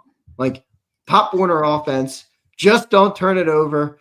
And all these other pass-happy teams, think about how pass-happy the NFL has become in the last decade, the last 2 decades. Crazy. All these other teams are playing one way, and the Eagles are playing the opposite way. Don't force the ball. Don't put the ball in the turnover. Don't increase your turnovers, and you're probably going to get one. You're probably going to win. And it looks ugly as hell, but, and by the way, this defense playing this good, I mean, let's be real. The most exciting, the funnest part about this Eagles team is this defense right now. Watching them get better, watching the young guys fly around. Quinyon's having an all-pro season. Cooper DeJean's having another all-pro season. Jalen Carter's coming alive. Jalen Phillips, Jordan Davis, Zach Bond, Nakobe Dean coming back. That's the fun in this team. It's not the offense. And I know people like to, watch offensive football, but find the beauty in the defense because that's where it lies with this team, man. Okay, so do you think that you can win without AJ, Devontae, and Barkley? Because again, if you're going to win with this mentality, why am I paying $31 million, $25 million, and another $20 million for guys I'm not even using? Well, I think that's going to be a part of the conversation in the offseason. I don't think it's something right now. If they wanted to make that a conversation, then they would have done something at the trade deadline. But they didn't, and I think that's going to be a conversation for the offseason because if you are going to, take this approach and keep it, and again, as I just said a little bit ago, as angry as I might be at times on the shows where I'm just like, what the fuck is this offense? What are they doing? What are they trying to do? Jalen, Patullo, all these guys, they're winning, and they're not going to change it. So if that's going to be your philosophy, how do you build the team? I don't think you let Moro Ujoma walk. I don't think you let Jordan Davis, any of these guys walk if this is going to be your philosophy because you want to have the best defensive talent on the field. The other thing that I think is going to be an interesting, thing to watch and Howie's done a really good job at this is sometimes I think bringing everybody back, even when you're great, isn't the right move. You need hungry people. You need competition. You need look at what J. Hunt and Nolan Smith are doing now with Jalen Phillips in the room. Sometimes I think that healthy young competition where you have new players, absolutely. Even if you take a small hit early, you might set yourself up for a better product down the road. Xander, everyone wants to be a star. It's true. It's true. Okay. When you pay everybody, that hunger might go away a little bit. So I think that's going to be an interesting thing. But it will be interesting in the offseason what they do with the offense because there's so many different players there that are, that are getting a lot of the salary cap, and will they keep that up with when they've asked the offense to do less? Because you can argue about who it is, where it is, what the problem lies, whether you hate Patullo, hurt. I don't really care. The fact of the matter is that they're asking the offense to do less in these games. How do you manage that from a business perspective? It's going to be interesting to see. How do you handle George Pickens and CeeDee Lamb in this game?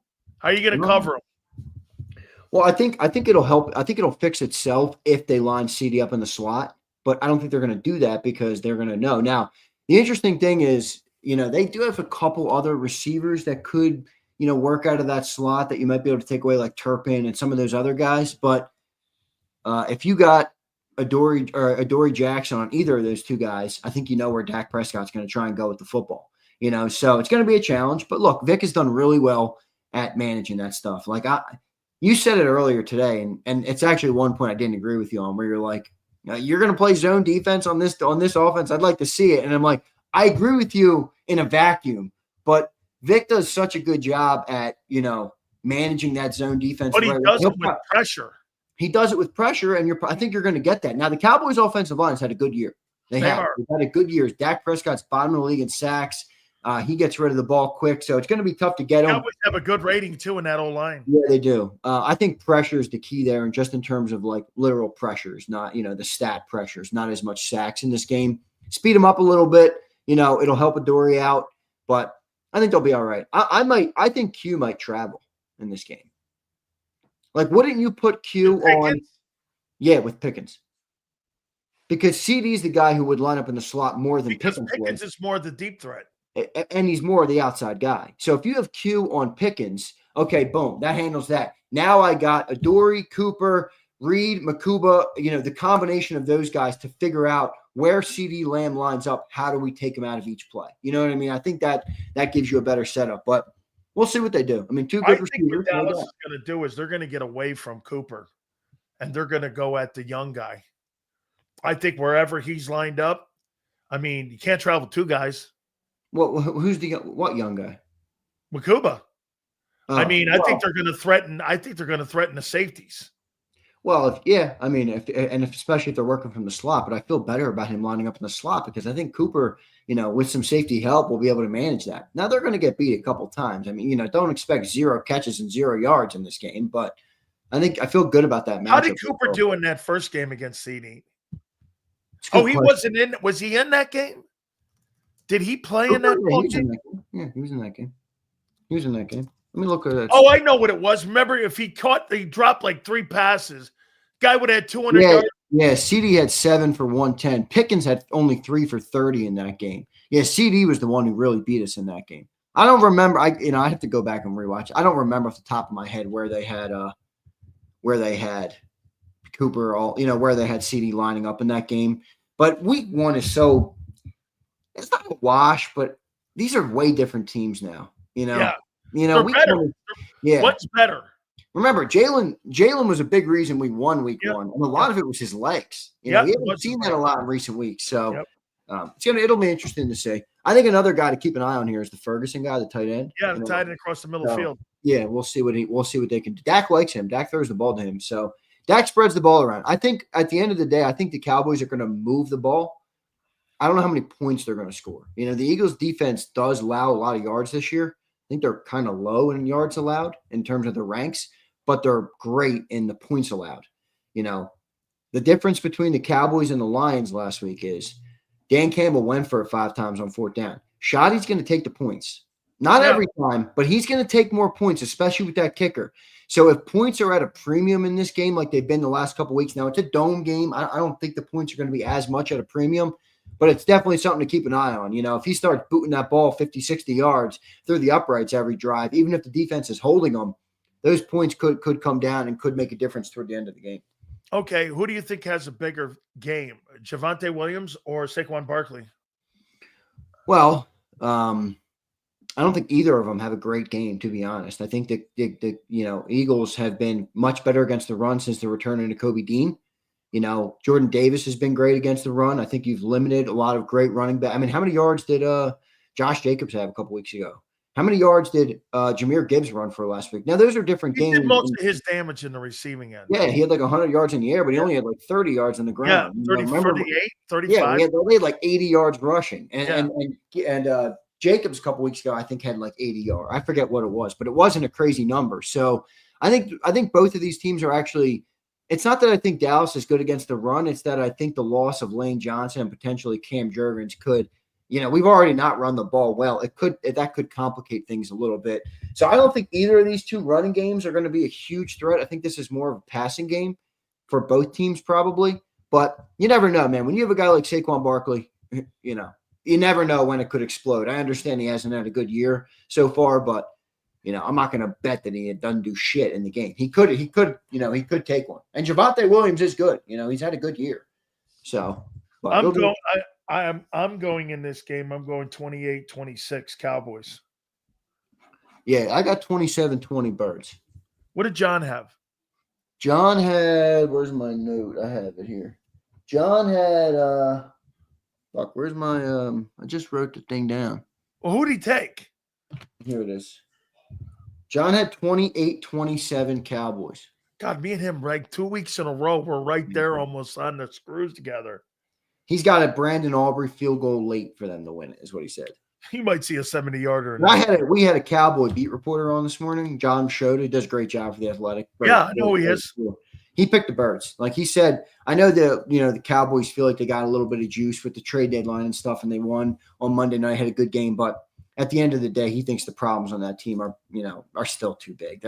They're not. The defensive side he's talking, right? Defensive side, even some offensive side where they've got a great offense, but they have been a little inconsistent in spots. Like I think they scored like 17 points versus the Cardinals at home this year. Yeah. Like they've had moments. By the way, they got killed in that game. They have had moments where they haven't been great. So I'm banking on another great Eagles defensive performance here.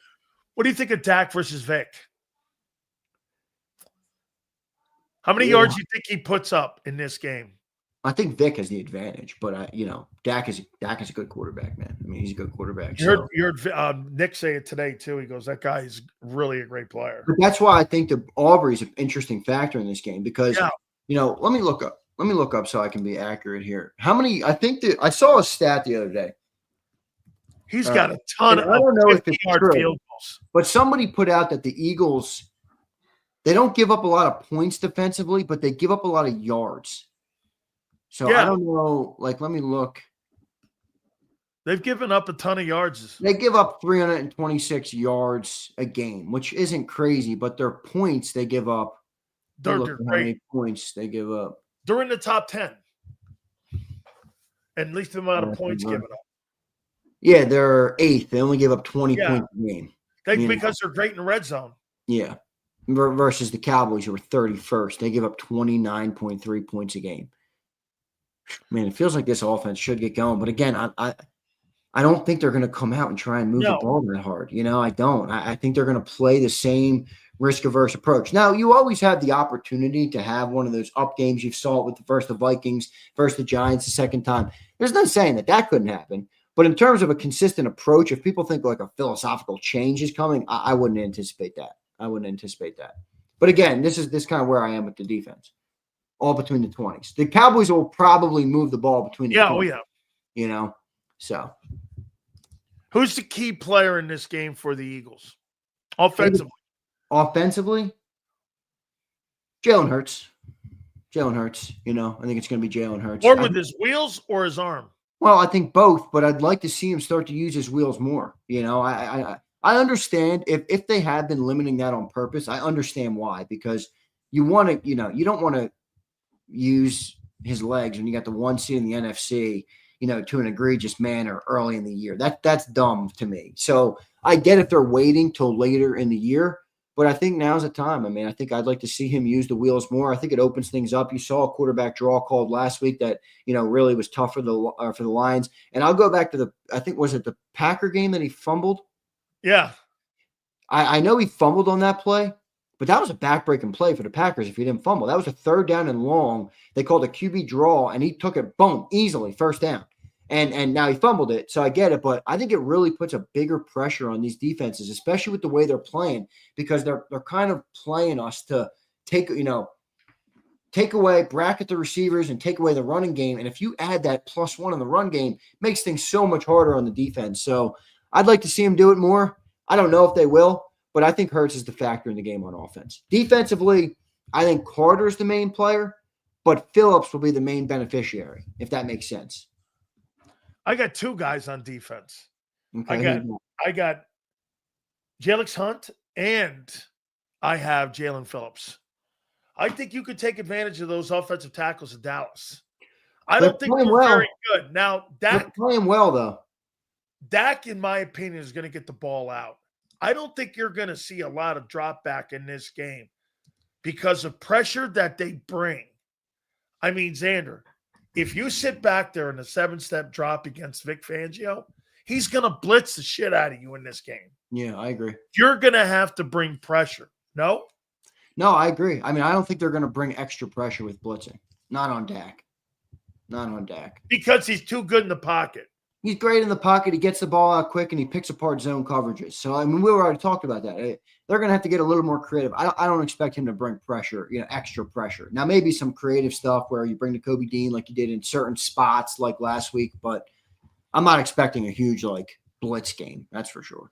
What's your biggest advantage in this game?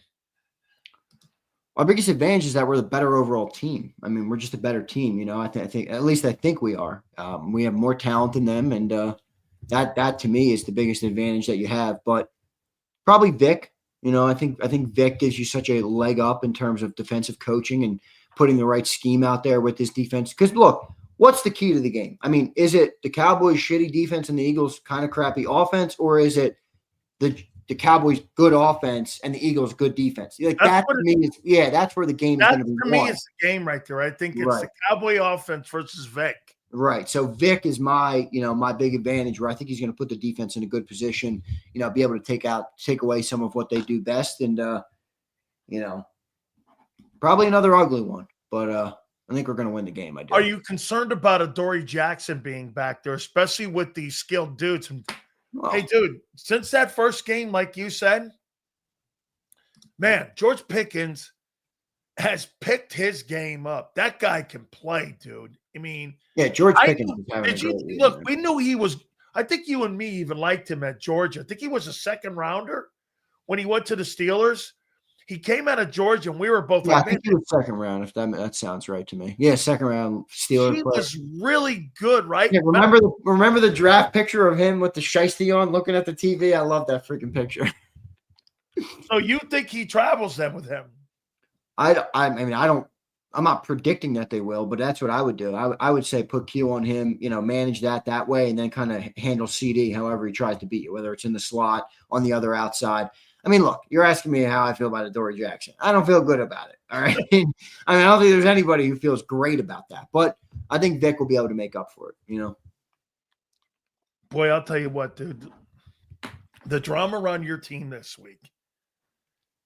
Have you ever seen anything like it? Yeah, I think it's a little overblown. I mean, what do you mean haven't ever seen anything like it? Yeah, I have. He always doing sit-ups in his driveway. For a team that's okay, for a team, yeah, well, that team wouldn't come off a Super Bowl win. Well, it's fair, but I mean, look, we just talked about this. They have this risk-averse approach. I get it. People like Philadelphia, it's all about the win. I get it. They're winning. They are. You can't deny that. But that does create, a little bit of a rift with players who want the ball, all this other stuff. I mean, you got to manage it. But overall, I think I don't think it'll be that big of a deal. I mean, I think AJ, while I am very team AJ, I think at the end of the day, it's just time to probably just shut up. You know what I mean? Like, it's not changing. And if you hate it here, just request a trade in the offseason. Like, I don't know what else to tell you, dude, because I get AJ. I do. I love him. I do too. Love him. I think he's a winner. I think he wants the fucking ball. I think he wants to be great, and I think people don't understand that, and that's fine. But I think in the same way, Jalen is that way too, and they just have a different way on how to look at it. Jalen is solely focused on the wins, and I respect that about Jalen. And both of them are like these alpha guys who I think are clashing heads because they have a different way that they want to go back. And honestly, I don't even know if it's Jalen and AJ that are clashing. I think it's Jalen is bought into the philosophy because the philosophy is winning, Whereas AJ doesn't love the philosophy because it's got him in a straitjacket, you know? So I think it's kind of that type of, it's a weird setup right now, but you got to buy in. You got to, you got to try and put the team first. And if you really don't like it here, then request a trade in the offseason. Does any one of these guys, in your opinion, are they dividing the team? No, I think. How about this? Not the team, the unit, the unit, the offensive unit. No, I don't think they're being divided. I think there's frustration. And by the way, I'd like to put this out there to all Eagle fans who are enjoying this level of winning. This is part of greatness, man. Like, if you think it's all just like being happy all the time, it's fucking not. Cowboys bitched like this when they were winning Super Bowls. And you bitched like this when you were at Miami. I mean, you got a fucking tattoo on your arm because you lost the 86 national championship. Like, that's part of greatness. You're going to be angry. You're going to be frustrated. There's going to be players who want more, who look for more, who desire more. Managing those personalities is going to be a big part of it. And that's kind of how I look at it. I don't think it's as big of a problem as we think. And people, the reason I put that on there instead of the 87 national title, it teaches me to cross the finish line. Yeah, right. It's a good lesson. I mean, you could do everything you want. You could be considered the greatest of all time. Your team can be called the greatest, and then you don't finish the finish line, bro. Yeah, I mean, right? I mean, it really, I will live with that, but you lost to Penn State. Oh. Absolutely, man. Come on, man. Dude, and by the way, they had a Jalen Hurts offense. Well, yeah, a 14 to 12. Didn't they give you 14 to 12 or something like that? Dude, the quarterback threw for 70 yards. Yeah, brutal. Yeah, I hate to see it. Right on, man. What'd you make of Josh Allen last night? I think he's got nobody around him. I mean, he's Superman or bust. Now, I do think he's been, he is reckless with the football at times. It's been a knock on him since he came into the league. And this is why I said to you a little bit ago, like, dude, did we break the NFL? Like, again, Josh Allen, I think, is a fucking amazingly talented player. But, like, yeah, he's gonna give you a couple. He's gonna turn the ball over. Now, it's part of that. I do think, Eagle fans love to just say, look at the turnover. You got to look at the context. He's turning the ball over because he's relentlessly trying to push the ball downfield because it's their only chance at winning. But I agree, Island, he left some plays on the field. He made some bad decisions. Boy, he was getting punished in that game, though, dude. That Texans D-line. The Texans are the best defense in football, man. Dude, I don't know about that, but that defensive line. They ranked right now number 1. Are they? Over the Browns, too? Dude, that Danielle Hunter with Will Anderson. By the way, Will Anderson, he might be the best Bama player in the league. Ramped it up. He is. By the way, does he look bigger than he did when he left Alabama? He's filled out in his NFL body for sure. Yeah, he's filled out. Dude, he is fucking huge. By the way, he almost picked that one late in the game. Man. When he jumped up and grabbed it down. He can – you know what? I'll say this to you. I think that's Nick Saban's best defensive football player he's ever had in his time at Alabama. Well, let's see. It's still early in his career. Surtain's in there too. I'll put that. But here's again, you got to remember something with Allen. And here's the context that Eagle fans just refuse to bite on. You know what it is? If he plays like shit, they lose. Jalen plays like shit, you win. That's all it has to be said. Well, yeah, I mean, yeah, I don't look at it as much like that, but I hear where you're coming from with it. Jalen can play a C+ game. And win. Yeah, and win. Yeah. I mean, if Allen plays a C+ game, they lose. Yeah, but this is what I love about Jalen. Jalen's bad games are 150 and no picks. You know what I mean? Like other players' bad games, Darnold, 4 interceptions. Those are the type of games that you'll never win. So Jalen, I get it. He doesn't always have these high outputs, but his bad games are just ugly statistically. He doesn't turn the ball over. He's been amazing at protecting the football, and I'll take that bad game. Like I can live. Every quarterback has bad games. Every one of them. There's not a quarterback in football that doesn't have bad games. They all have bad games. Jalen, when he's got a bad game, at least he protects the football, and I think that's a big reason why we have the philosophy that we have right now. Because as long as you protect the ball. Look, you're going to have the big games too. But the reason you had the philosophy you do is because of the talent in the huddle. If you didn't have that talent in the huddle, you're not going to have that philosophy. Well, I don't know. You're telling me if you bring guys off the practice fucking squad and replace AJ and Devontae with practice squad guys, you're going to have that same opinion? You're No, not going to have that same offense that way. I think it's more defensive, actually. Like if they had a shitty defense, maybe they would have to have a different approach. Offensively, they've proven though that just don't turn it over, play our game, play sound, take advantage of. I think here's the one thing that, because I've been saying today, I'm done bitching about the offense, but here's one thing I think the offense, even the most realistic Jalenites will have to admit this. The one thing we have to improve on offense, the Eagles have to improve. Third down. 3 and outs, dude. Like you can't go 3 and out this much. It puts too much strain on your defense. It allows them to flip the field. You got to improve the 3 and outs. And that's what the Eagles have talked about. You hear Kevin Petula, less negative plays. They have these first down plays where they'll lose a couple yards or the sacks or whatever the case might be. Those are the things that I think, honestly, because I'm not expecting a scheme shift. I'm not expecting a philosophy shift. But I do think the one area they got to improve on offense is less 3 and outs. Do you think you're deep enough outside of the linebacker position on defense right now to run through the tape this year? And I'll tell you what, if you keep trending the way you're trending with the current group you have, where are you right now? You're like 17th. I think you could probably hit up near that top 10 right now that you could possibly. But do you think you're deep enough like you were a year ago where you had guys that could walk in and play the cornerback position, can play the safety position, can play the edge? I mean, do you think you have enough depth at those positions? I have a major confidence level in Vic Fangio right now that I'm going to say yes. Now, I think you're deeper at linebacker this year than you were last year. You have Nakobe. Now you have Jihad on the bench who is playing great. Now, Nakobe, can we just give Nakobe Dean his flowers a little bit? I know it's only 2 weeks, but dude, that guy is a beast of a linebacker. He is a beast of a freaking linebacker. He completely changed and improved this defense. You notice the last 2 weeks, no running yards. Early in the year, remember, you were saying it. We're not a great run defense. Yeah. Now all of a sudden it looks like we are a great run defense. And now, by the way, Nakobe wasn't in that Cowboy game. So the Cowboys are able to do some more things out there with the zone and all that, moving the ball around a little more. Kobe wasn't out there on the field, right?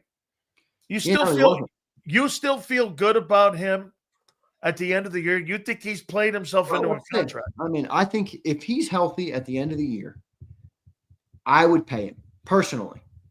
I'm not the GM. I don't make decisions.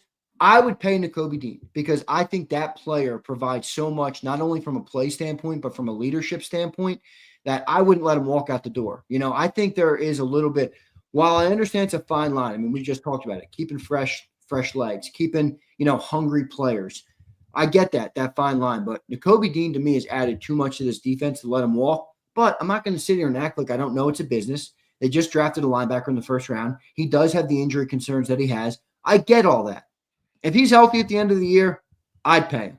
But I get it. It's because I heard John talking about this, and John thinks he's gone. Johnson, he's gone. I do too. Yeah, I do too. Now, I'll tell you what, if he plays the rest of the year and he makes it through whatever the last game is, I think then you really have to think about bringing him back.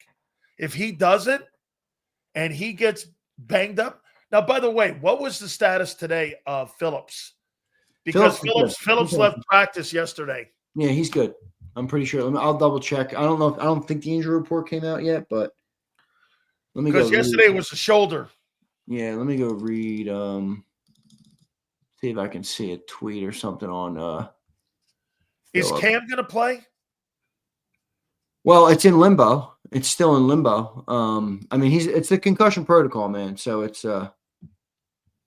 it's one of those complicated things. Do you think AJ's hurt? No, I don't. It's not hurt. How do you feel about Kevin Petula going into this game against Matt Eberflus? So they put out the injury report 20 minutes ago. Sorry to cut you off. I'll answer your question. Good. Okay. Lane is out. So they ruled Lane out. Okay. Questionable is Juergens, Miles Hinton, who they activated this week, and Willie Lampkin. Jalen Phillips is on there, but a full participant with no game designation. So it means he's good. He's going to play. Yeah, he'll play. He'll play. So Willie Lampkin, remember we talked about Willie Lampkin. I like Willie Lampkin actually. I think he's got some upside. I know it's kind of, we made a joke out of it, but I actually do like the player. And one of the interesting things to watch is the Eagles were finding something in the run game with the big Fred package where they brought in a 6 offensive lineman. Now Fred is your right tackle. So who's going to be the guy? Will they get rid of that package altogether? Will they bring in another offensive lineman? Will it be Pryor? Will it be Willie Lampkin? Will it be one of these other guys? I think that'll be something to watch as well. Boy, I'm looking forward to this game because I really don't know what the fuck to look and think. Well, it's the first game this year you and John have both picked the opponent. I mean, it's just the offense of the Eagles. I mean, bro, if they were let me remind you of this. All right, let me remind you of this. The offense of the Eagles, I know it's not great, but we are coming off of 2 games where it looked really bad. There were 2 cold weather games, outdoor games, where the Packers offense sucked, the Eagles offense sucked, and the Lions offense sucked. All 3 offenses sucked in both of the last 2 games. Before those 2 weeks, we had thought the offense finally found something. They were more under center. They were running the ball better. Jalen had 4 touchdown passes versus the Giants. He had a perfect passer rating versus the Vikings. Again, I'm not saying that they're going to change this philosophy and come out gunslinging it, but I'm saying this offense, while it isn't great overall, they do have good moments. They do have good moments. And I think you're going to see probably a little bit of a rise back to them, back to their normal form. And it's not going to be prolific, but I think they're going to have a better offensive week this week. Do you think this also plays into this? I mean, the Lions have the 5th best defense and the Packers are number 6. I mean, it wasn't like the offense was going against shitty defenses. You're talking about top 5 defensive football teams. I mean, right, Xander? I mean, these are good units. Yeah, they're good. I mean, these are good to I mean, these are like anytime you're in the top 5, you're talking spectacular defense. I mean, and when you have the amount of injuries, I heard something on your show today. So, what did you have? The Spanish Eagle guy on? Yeah, Oscar Bujan, voice of the Eagles in Espanol. He's awesome. He's an Eagle homer, but he's awesome. Did he happen to say that every single guy in the offensive line is graded 10 points or lower? So he ran through the PFF grades, and everybody in the run blocking is down. Not all by 10 points, but Mailata's down by 10 points. Lane was down by like 6 points. Dickerson was down by 10 points. Jurgen was down by like 8 points. Now, it's PFF. Some people, you hear PFF and they're like, PFF's the worst place ever. Yeah, but when you put that with your eyeball test. Right, exactly. I think PFF is like a good initial gauge type of thing. You know what I mean? It's not perfect. It's not a perfect science. But so, yeah, I mean, look, a lot of people see that. My problem is that I think the offensive line is down in the run game because I think defenses are playing them different, man. I don't think it's all about they're just like not as good. I get it. It doesn't look great. We'll see. We'll see what they're able to do. I can't wait, man. Who has the advantage of quarterback in this game? Philly or Dallas? Well, it depends how you look at it. If you want to move the ball, then Dallas has the advantage. If you want to protect the ball, then the Eagles have the advantage.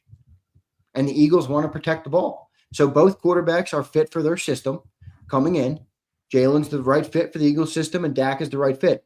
In a vacuum, just talking about quarterback play isolated, Dak has had a much better year than Jalen. He moves the ball. He gets his ball to his playmakers. I mean, quarterback used to be about getting the ball to your playmaker. I mean, that's what it was. Quarterbacks don't play defense. Quarterbacks are the man of the quarterback of the offense. They got to get the ball to the playmakers and make it all flow. Dak is good at that. Now he does have some turnovers. So I think it's kind of a push in that regard. Some people might say I'm riding the fence there, but Jalen, this is what we want to do on offense. The sooner you realize this is what not you, but like in general, this is what we want to do. Jalen is good at doing what we want to do, which is why I said earlier, I think that the biggest challenge of this offense is going to be just managing the personalities. Michael Irvin said something yesterday. He's like, if I'm Saquon Barkley should be the one that's bitching. I know. It's a great fucking take. Not AJ. It's Saquon. But, I thought the way Michael talked about how he was a number 1 receiver, how he went like this, even if my quarterback is wrong, I want my quarterback to always feel like he's the right guy, that he's the leader of the team. I don't think AJ's doing that, dude. I don't think he's empowering Jalen Hurts to feel like that. Michael said that even when Troy was wrong, he was right. He was going to make him feel right. Like, even if it just didn't matter. I don't think they have that same kind of. I mean, I see why those guys won Super Bowls, because you know why? Michael Irvin managed Troy Aikman. Because, I mean, you can't tell me you think A.J. Brown has a bigger ego than Michael Irvin. That's just not going to happen. No, There's nobody with a bigger ego. No, than but you that know, guy. Mike was true about some stuff he said. I mean, he might have called for the ball. He didn't put Troy on notice. He didn't make Troy look. Now, I don't think AJ's explicitly made Jalen look bad. I think some people have taken his comments and went to the quarterback, me included, you included, many other people in the chat included, and I think it's fair. I mean, again, we've talked about this week where everybody's like all mad at us because we're talking about Jalen Hurts. I don't know. It's like weird the way this fan base is. I've never seen it. I've never seen anything like it. But I don't know of an offense where when you talk about what the offense is doing, forget the wins for a second, just talking about the offense. I don't know of another team ever in the history of pro football where you talk about the offense and you don't bring up the quarterback. I mean, the quarterback is a part of the conversation. It's not me saying that they're upset. AJ is telling us we're upset with the offense. He's told us this every week. I'm just reacting to what he is saying about the offense. They're not happy with their offensive output. That's AJ. I know. You know, if you don't think Jalen's a part of that at all, okay, that's your opinion. I'm just saying, if you're going to have the conversation, the quarterback's name is going to be brought up. Here's the other thing, and then we'll get to the supers, guys. Here's the other thing that kind of shocked me. So Michael Irvin did say this too. Hey, if that offensive passing game wasn't going through me, I am going to be in people's asses, and I'm going to go over, and I'm going to go to North Turner, and I'm going to go like this to him. Hey, what are you doing? I'm sitting up. Remember when he said Chan Gailey had him on the sidelines and he had them stiffs in? Wait, I got to correct like you, though. He didn't just say that unprompted. Like, you said he wants to be a part of the offense, and Irvin corrected you and was like, no. It's not a part of the offense, all right? It's I want to be the offense. Yeah, I am. Run through me. Yes, that's what he said. Do you think they do that with him? Or do you think it's like, do you think the passing game starts with him? And if you say yes, how can you when a guy gets one target in a fucking half? Yeah, I mean, look, this is a part of the philosophy. So that goes to Kevin Patullo then. Well, because remember what he said? He went like this. There were guys that were always going to get the ball to me. And then when Chan Gailey got the job, Chan Gailey wanted to show everyone that his system, he thinks today's guys are more about systems. And dude, if that doesn't fall down the Eagles' lane of it being a system offense, they believe in every single thing they do from that front office. That's a system offense. They're not doing this. Whatever you do, and like everyone says, why are you just getting AJ targets? Because AJ, the offense has to start with him. Like Michael said, bro, you bet your ass you're going to get me the targets. Why are you trying to get me targets just to get me targets? Fine. It's got to start with me. That's how Mike looked at it. He thinks today's coordinators are more about me. I want to show you my offense. I want to show you what we're doing. I wonder if that's got more to do with Nick or if that's got more to do with Kevin or both. Well, it's a fair question. I mean, it's a fair question, but look, I don't think it's changing. That's for sure. I don't know how to answer your question, but I don't think it's changing. Damn, dude.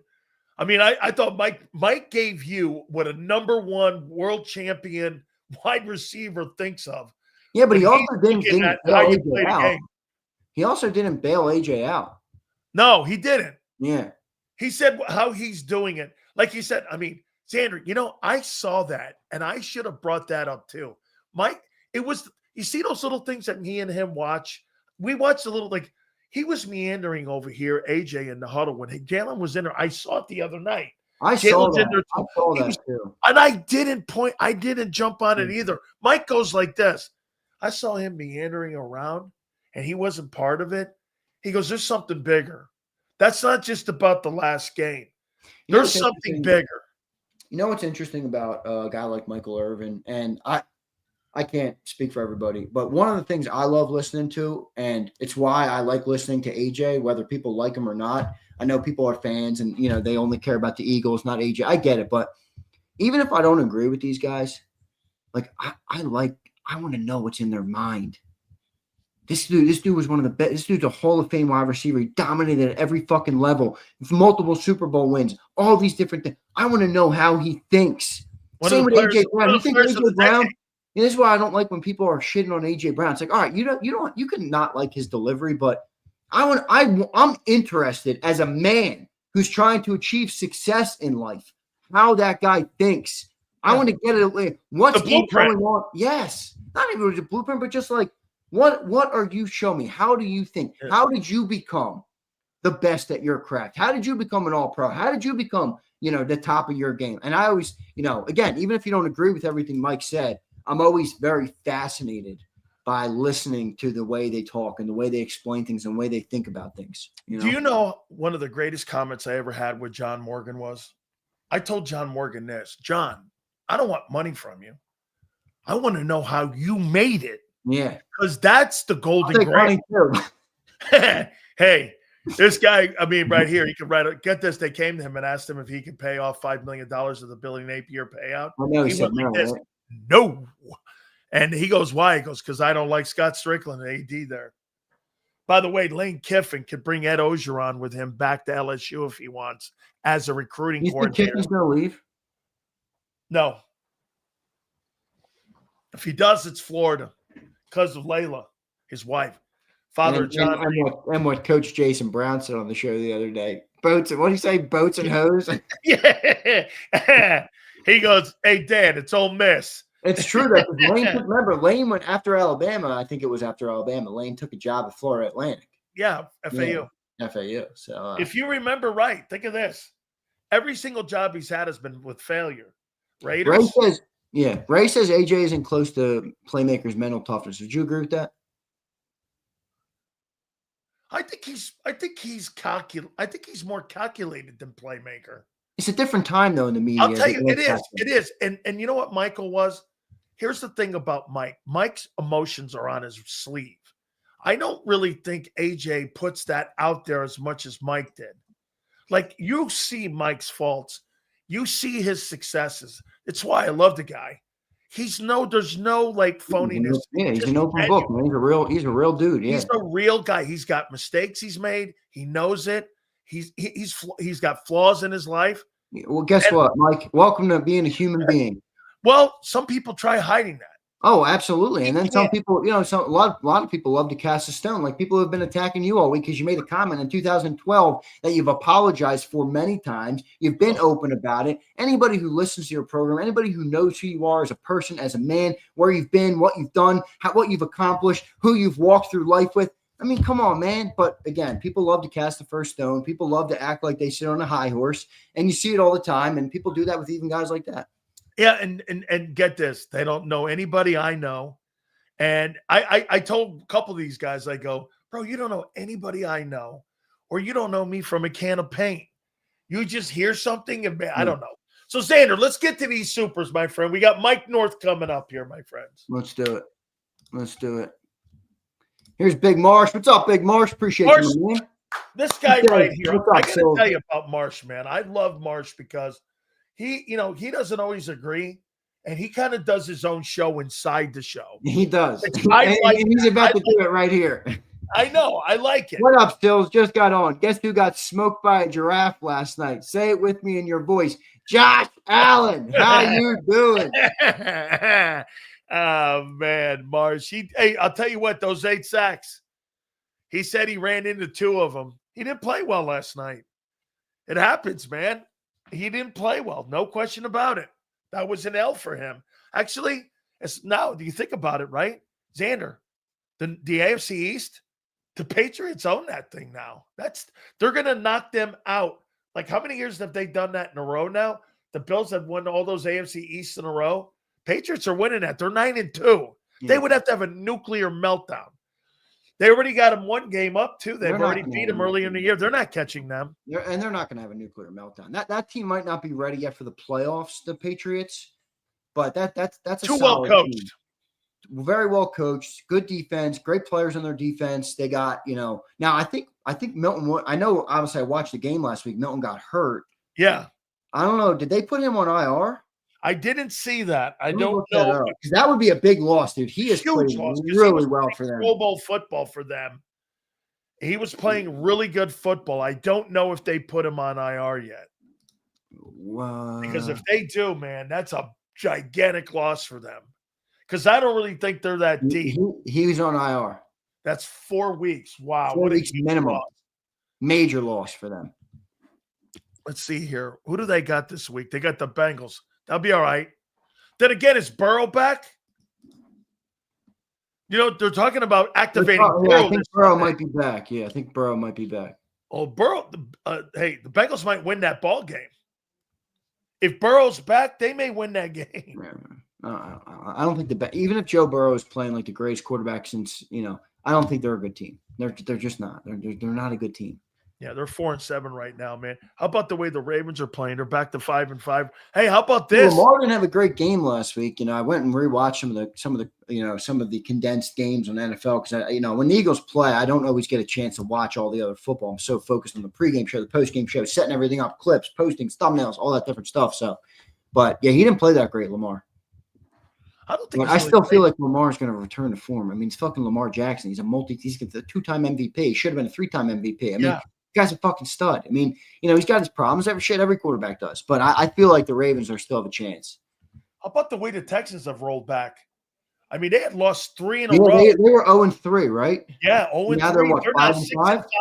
6-5. 6-5. Well, that defense is leading the way. I mean, they're Dude, they are D'Amico Ryans is so Are you good. starting to see a little bit more of the Eagles' approach? Yeah, the league? A little bit. Texans, like, I mean, Colts running in the same way too. Yeah. You're starting to see that a little bit. Yeah, I'm starting to see that a lot more now, where you're seeing a team that wants to run the football, play tight defense, because they're seeing that it keeps you in games. And you know what else it does too? Because the game has been played in so much space, these linebackers aren't the biggest guys on the planet. If you can get any kind of run game going, Xander, you're going to win a lot of ball games. Yeah.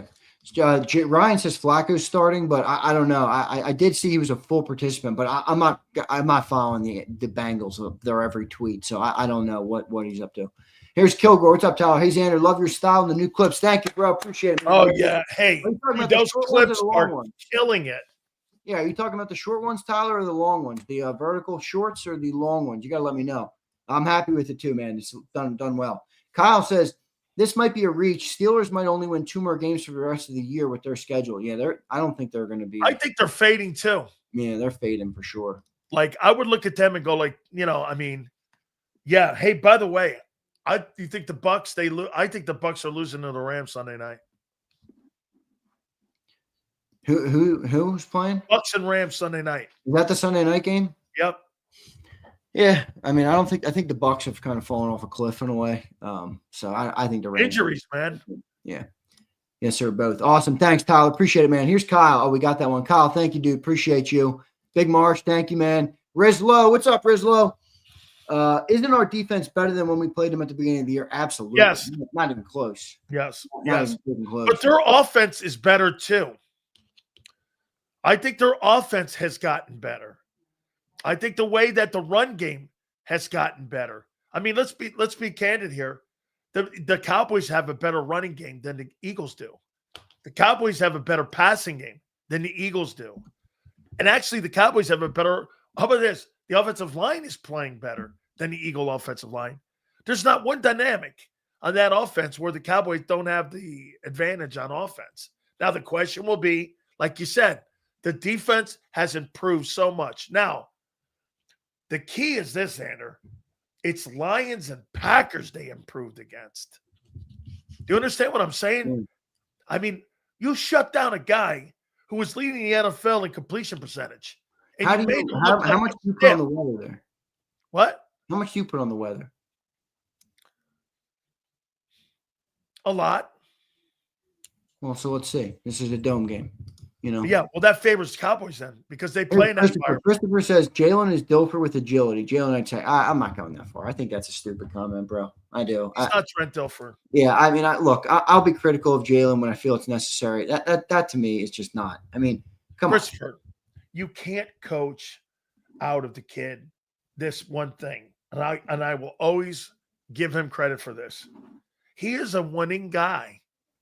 There's no fucking way around it. No matter what it looks like. Yeah, and he does, dude. He does have way big moments than Dilfer ever had. He has ever. Christopher, I get it. Jalen might not be the guy you like, but he's performed amazing in 2 Super Bowls. You don't do that if you're actually a fucking, trash. He's not as consistent. No. He doesn't throw the ball as consistently. But at the end of the day, his ups, his highs are way higher than Trent Dilfer could ever dream of. Jalen Hurts, his highs in his career are 10 times anything that Donovan McNabb ever had in his career. His highs are 10 times McNabb's highs. Yeah. It's not close. Here's Martin. What's up, Martin? Big Sills and Xander. I received a call from minor league baseball team Sugarland Space Cowboys manager Mickey Story. I've been playing in the Caribbean for 2 years. Finally got the call. How you doing? Damn, is that real? Oh, dang. Okay. Was he a minor league ball player? Damn, Martin, is that right? Way to go, dude. No wonder you wanted me to read this super chat. That's a badass super chat, bro. No doubt, dude. Congratulations to you. Uh-oh, we got problems with Mike in the camera again. Mike, don't do it to me, dude. Please don't do it to me. Mike, we got problems with the camera again. Yeah, no, we got problems with the camera again. Watch. No. No. Yep, no way. We got problems with the camera again. Dude, you old heads. JD3 says, I was trying to get Michael on yesterday. Hey, listen, that worked. At least it worked. He gave you a lot of time, bro. I think that was like a 40-minute interview. Oh, really? Really? I think I told him I'd only keep him 20. He goes, he texts me back. He goes, how come you cut me off? I went, dude, I love how people converse with you guys like that. You know what I mean? That's real. That's somebody that you've been through the mud with. You know what I mean? You've Oh, so, God. I mean, that is so much more real to me than do you know how much social media warriors and shit? Mike, the camera's not working this week, dude. I'm gonna have to pull up the picture again. Oh, Jesus. All right.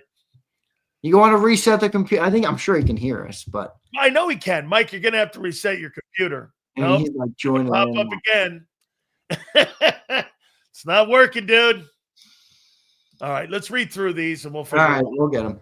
As a Nick guy, I understand why he went to this philosophy, and I give him credit for designing the system for Hurts. But a fair criticism is the philosophy is killing morale. What a situation. We talked about this. Well, I don't think it's killed morale, but I think one of the challenges with it, JD, is that you have to manage the talent. Because it's don't look at us. Everybody gets mad at me and so why you guys thought AJ Brown is telling us every week he's unhappy. So managing those personalities, I think, is the biggest challenge here. But it's obvious it's working in terms of winning. I think that's right. I think that's a skill set, too. I really do. I think that's a skill set. Yeah, Mike, the camera's not working, Mike. I'll get the graphic done. All right. We'll get the graphic for him. Hogan says, Eagles locker room issues and offense is like train is hugging the track. Flawed thinking. It's trying to land a plane with no fuel. I don't see it like that. No, I don't either. No. Listen. I think those are issues. I really do. I think they're issues, but I think the quarterback's handling it right. You know why he's handling it right? I don't think he's making a big deal out of it. I think Donovan McNabb would not handle this well, what's going on right now, and it would derail this team. I think Hurts is actually handling it right. I do. Well, I mean, it depends on how you look at it. Some people think that people are going to get mad, but whatever. John says to me that they're playing this philosophy because of the quarterback. Yeah. That's why they play risk averse, is because they don't want him to be a high volume thrower. That's right. I think Jalen is capable of a lot more than they're asking him to do. Personally, it's my honest belief. I mean, I've seen it, even there's been moments even recently, to the Giants game, he was throwing the ball over the middle. They were running play action. They were getting the ball out. They were getting the ball to Smitty. I mean, I feel like he's capable of a lot more. And I think you're going to have I think we're going to have a better game this week. Here's Tyler. Who you guys taking, Cam or Hurts? I've never been a Cam guy, but Hurts is frustrating. I love Hurts, but frustrating. Sills, love your show, brother. Tyler, thanks, man. Thank you, Tyler. Are you talking Cam Newton? Is that what he's saying? He's talking Cam Newton, what he's talking about Jalen Hurts. Listen, I'll say it again to you. He's limited as a passer. To Mike Nort's comments and to your comments, Xander, the guy wins a shitload of games. And at the end of the day, they're not going to change their philosophy until they start losing ball games. Plain and simple here. All right. All right, a couple more here. One more. Hogan says, nope, got that one. Perez says, they're owned by the Astros. I'll give you a heads up if I get called up to show to get you seats to watch my friend. Perez, I'll do it, my man. You don't have to tell me twice. Perez, that's awesome, bro. Congratulations. Dude, man. Congratulations. Yeah, that's pretty sick, dude. Congrats. Bro, I'll tell you this. The Astro organization, that's a fucking hell of an organization to be called up by. Hey. Martin, good stuff, man. Congrats. Again, before you leave, what was the score you picked? I picked 27-20 Eagles. 27-20 Eagles. Yeah, I think we get a pick 6 or a defensive touchdown. You think you hold that defense down then, right? 20 points, obviously. Well, I mean, I think a little bit. I think they're going to move the ball. I think the challenge between the 20s, you think they're going to move between the 20s? Score, and that's where I think, what's his name is a big factor. And look, I'm high on this Eagles defense. I think they're finding their rhythm. I think they are in a good spot. I think they're getting better. I think Jalen Phillips added such a good dimension. I think it's opened things up for the guys in the middle. I think the cornerbacks are playing better right now. I feel good about the defense, man. And that's really what this prediction comes down to for me. My friend, we will see you on the pregame show on Sunday. Can't wait. Friend. Appreciate you, brother. You got it, brother. Thank you so much. All right. Yeah, I think this football game is going to be a hell of a football game on Sunday, and I do think the Dallas Cowboys. I got the Cowboys winning this game. I got the Cowboys, I believe 28-26 is the score that I picked for this ball game.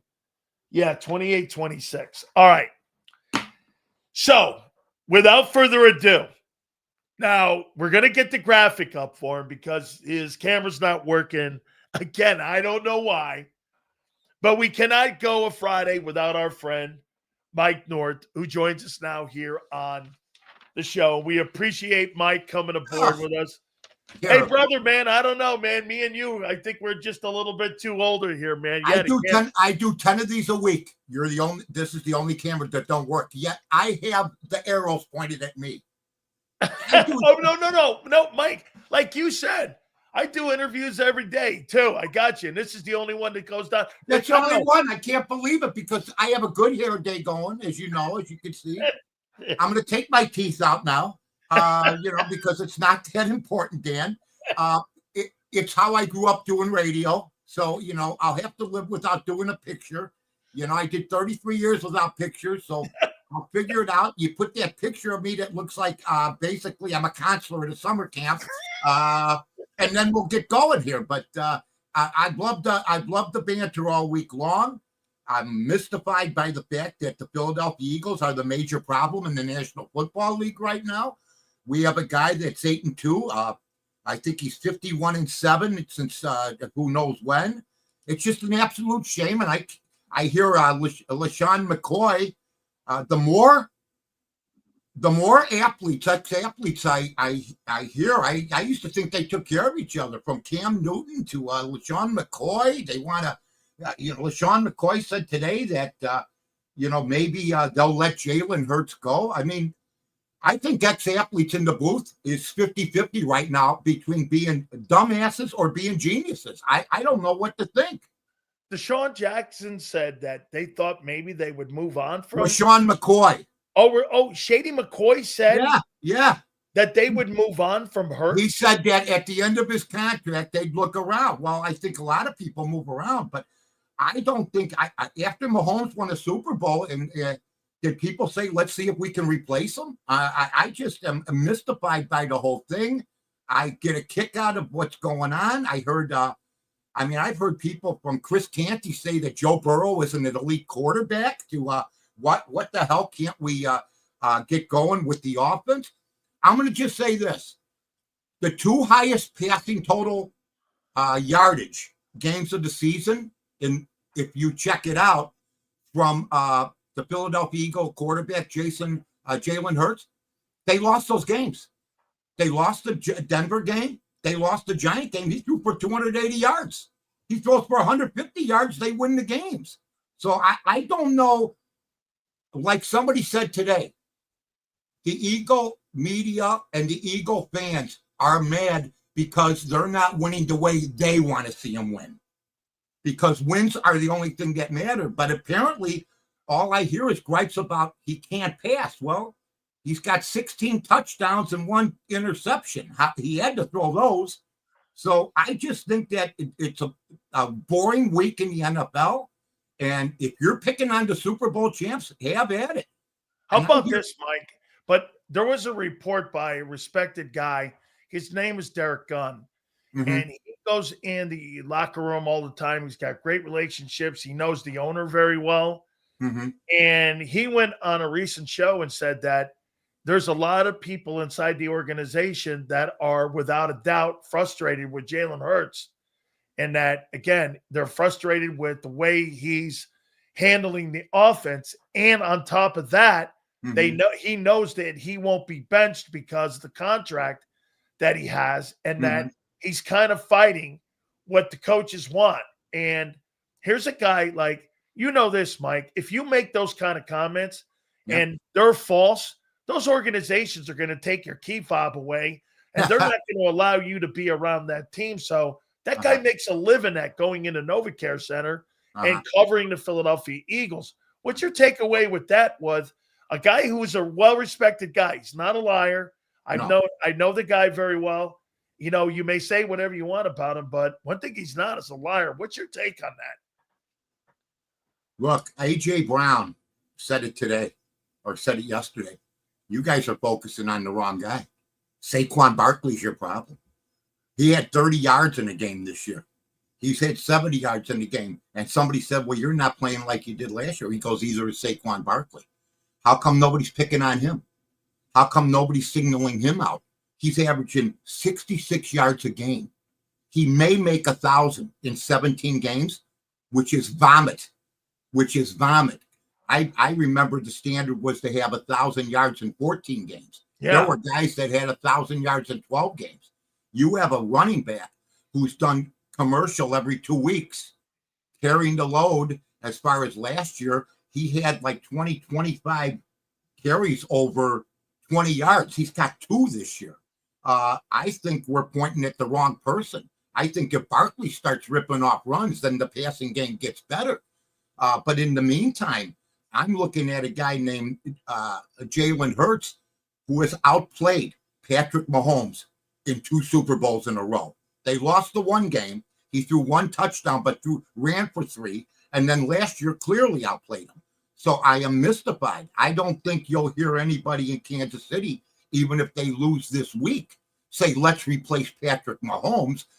They'll look at other things. I don't understand an MVP of a Super Bowl taking heat from anybody in the National Football League, especially from 31 other cities that weren't represented as winners in the Super Bowl. So I'm not calling anybody a liar. I'm just saying people make mistakes. If you're frustrated by 8-2, I'm sorry for you. Go work for the Atlanta Falcons. I mean, seriously, if he's that upset, leave the Philadelphia Eagles, a solid rock organization. I want to compliment you and me on one thing. You and I have been on this for about 5-6 weeks, and I'm hearing guys like Cam Newton and other people, they're being derogatory to Drake May, and they're being derogatory towards Jalen Hurts. Between the two of them, they're 17-4 as field generals and quarterbacks. It's just mind-boggling to me. And as far as winning 1-score games, I'm with you. They're probably going to lose this week. They're going to lose this week because they've won 4 straight. It's the National Football League. The Dallas Cowboys are a machine right now that's starting to believe in themselves, and they're coming into a tough spot, playing the Cowboys at 3-point underdogs at Dallas. And you know what? They could very well lose this game. But what happens if they lose the game 30-27? and Hurts throws for 3 touchdowns for 330 yards. Are you going to say we lost because he threw the ball too much and they gained too much yardage? Or are you going to say maybe we should go back to throwing for 150 yards like he's been doing and winning the football games?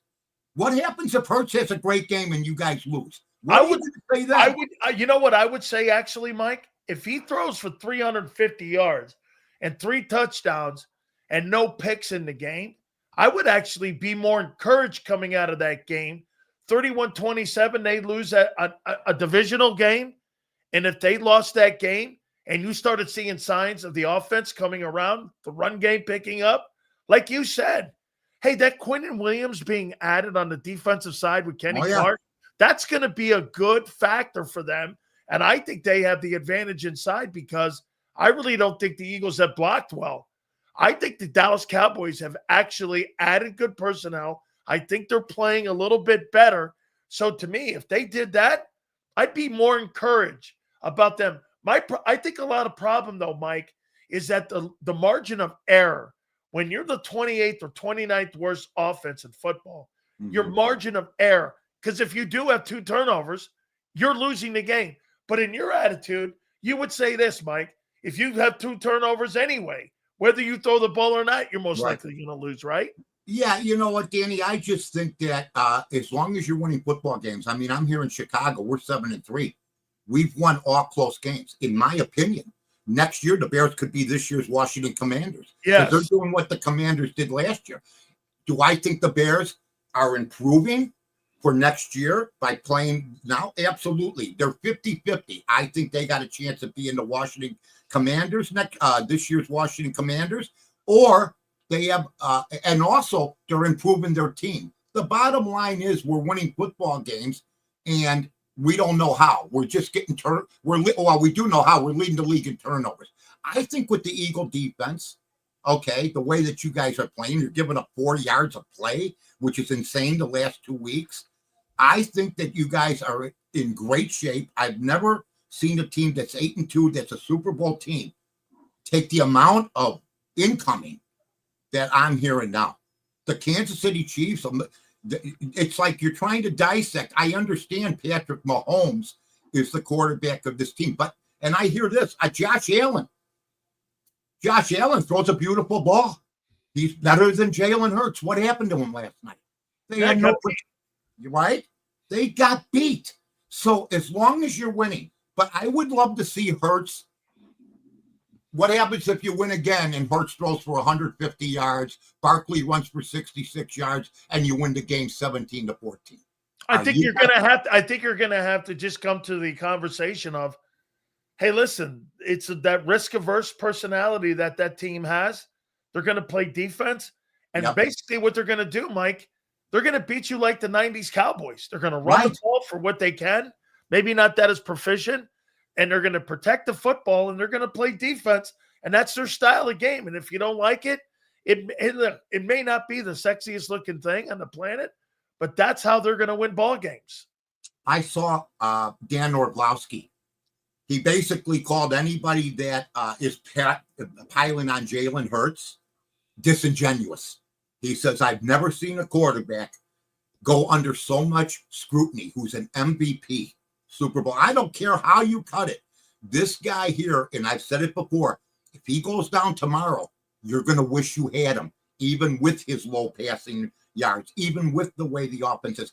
They're winning games, and until they start losing, and I'll guarantee you, if you guys lose this week, the volume, as you know, will be turned up in Philadelphia. See, because people have been waiting for this.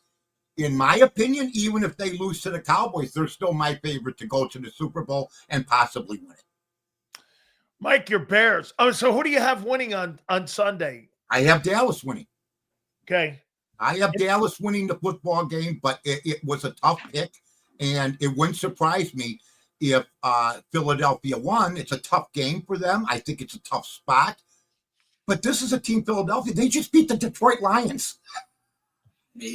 And Detroit Lions, because they couldn't play outdoors. Detroit can't play outdoors. Yeah. Jalen Hurts is built for and the Eagles are built for any kind of climate. indoor, outdoor. We're going to figure it out, and we're going to beat you. As far as our Bears are concerned, I think that, every week I think, wow, this is the week they're going to lose. They're playing the Pittsburgh Steelers. We're missing 2 linebackers. Tremaine Edmonds may miss the game. He came up with an injury the other day.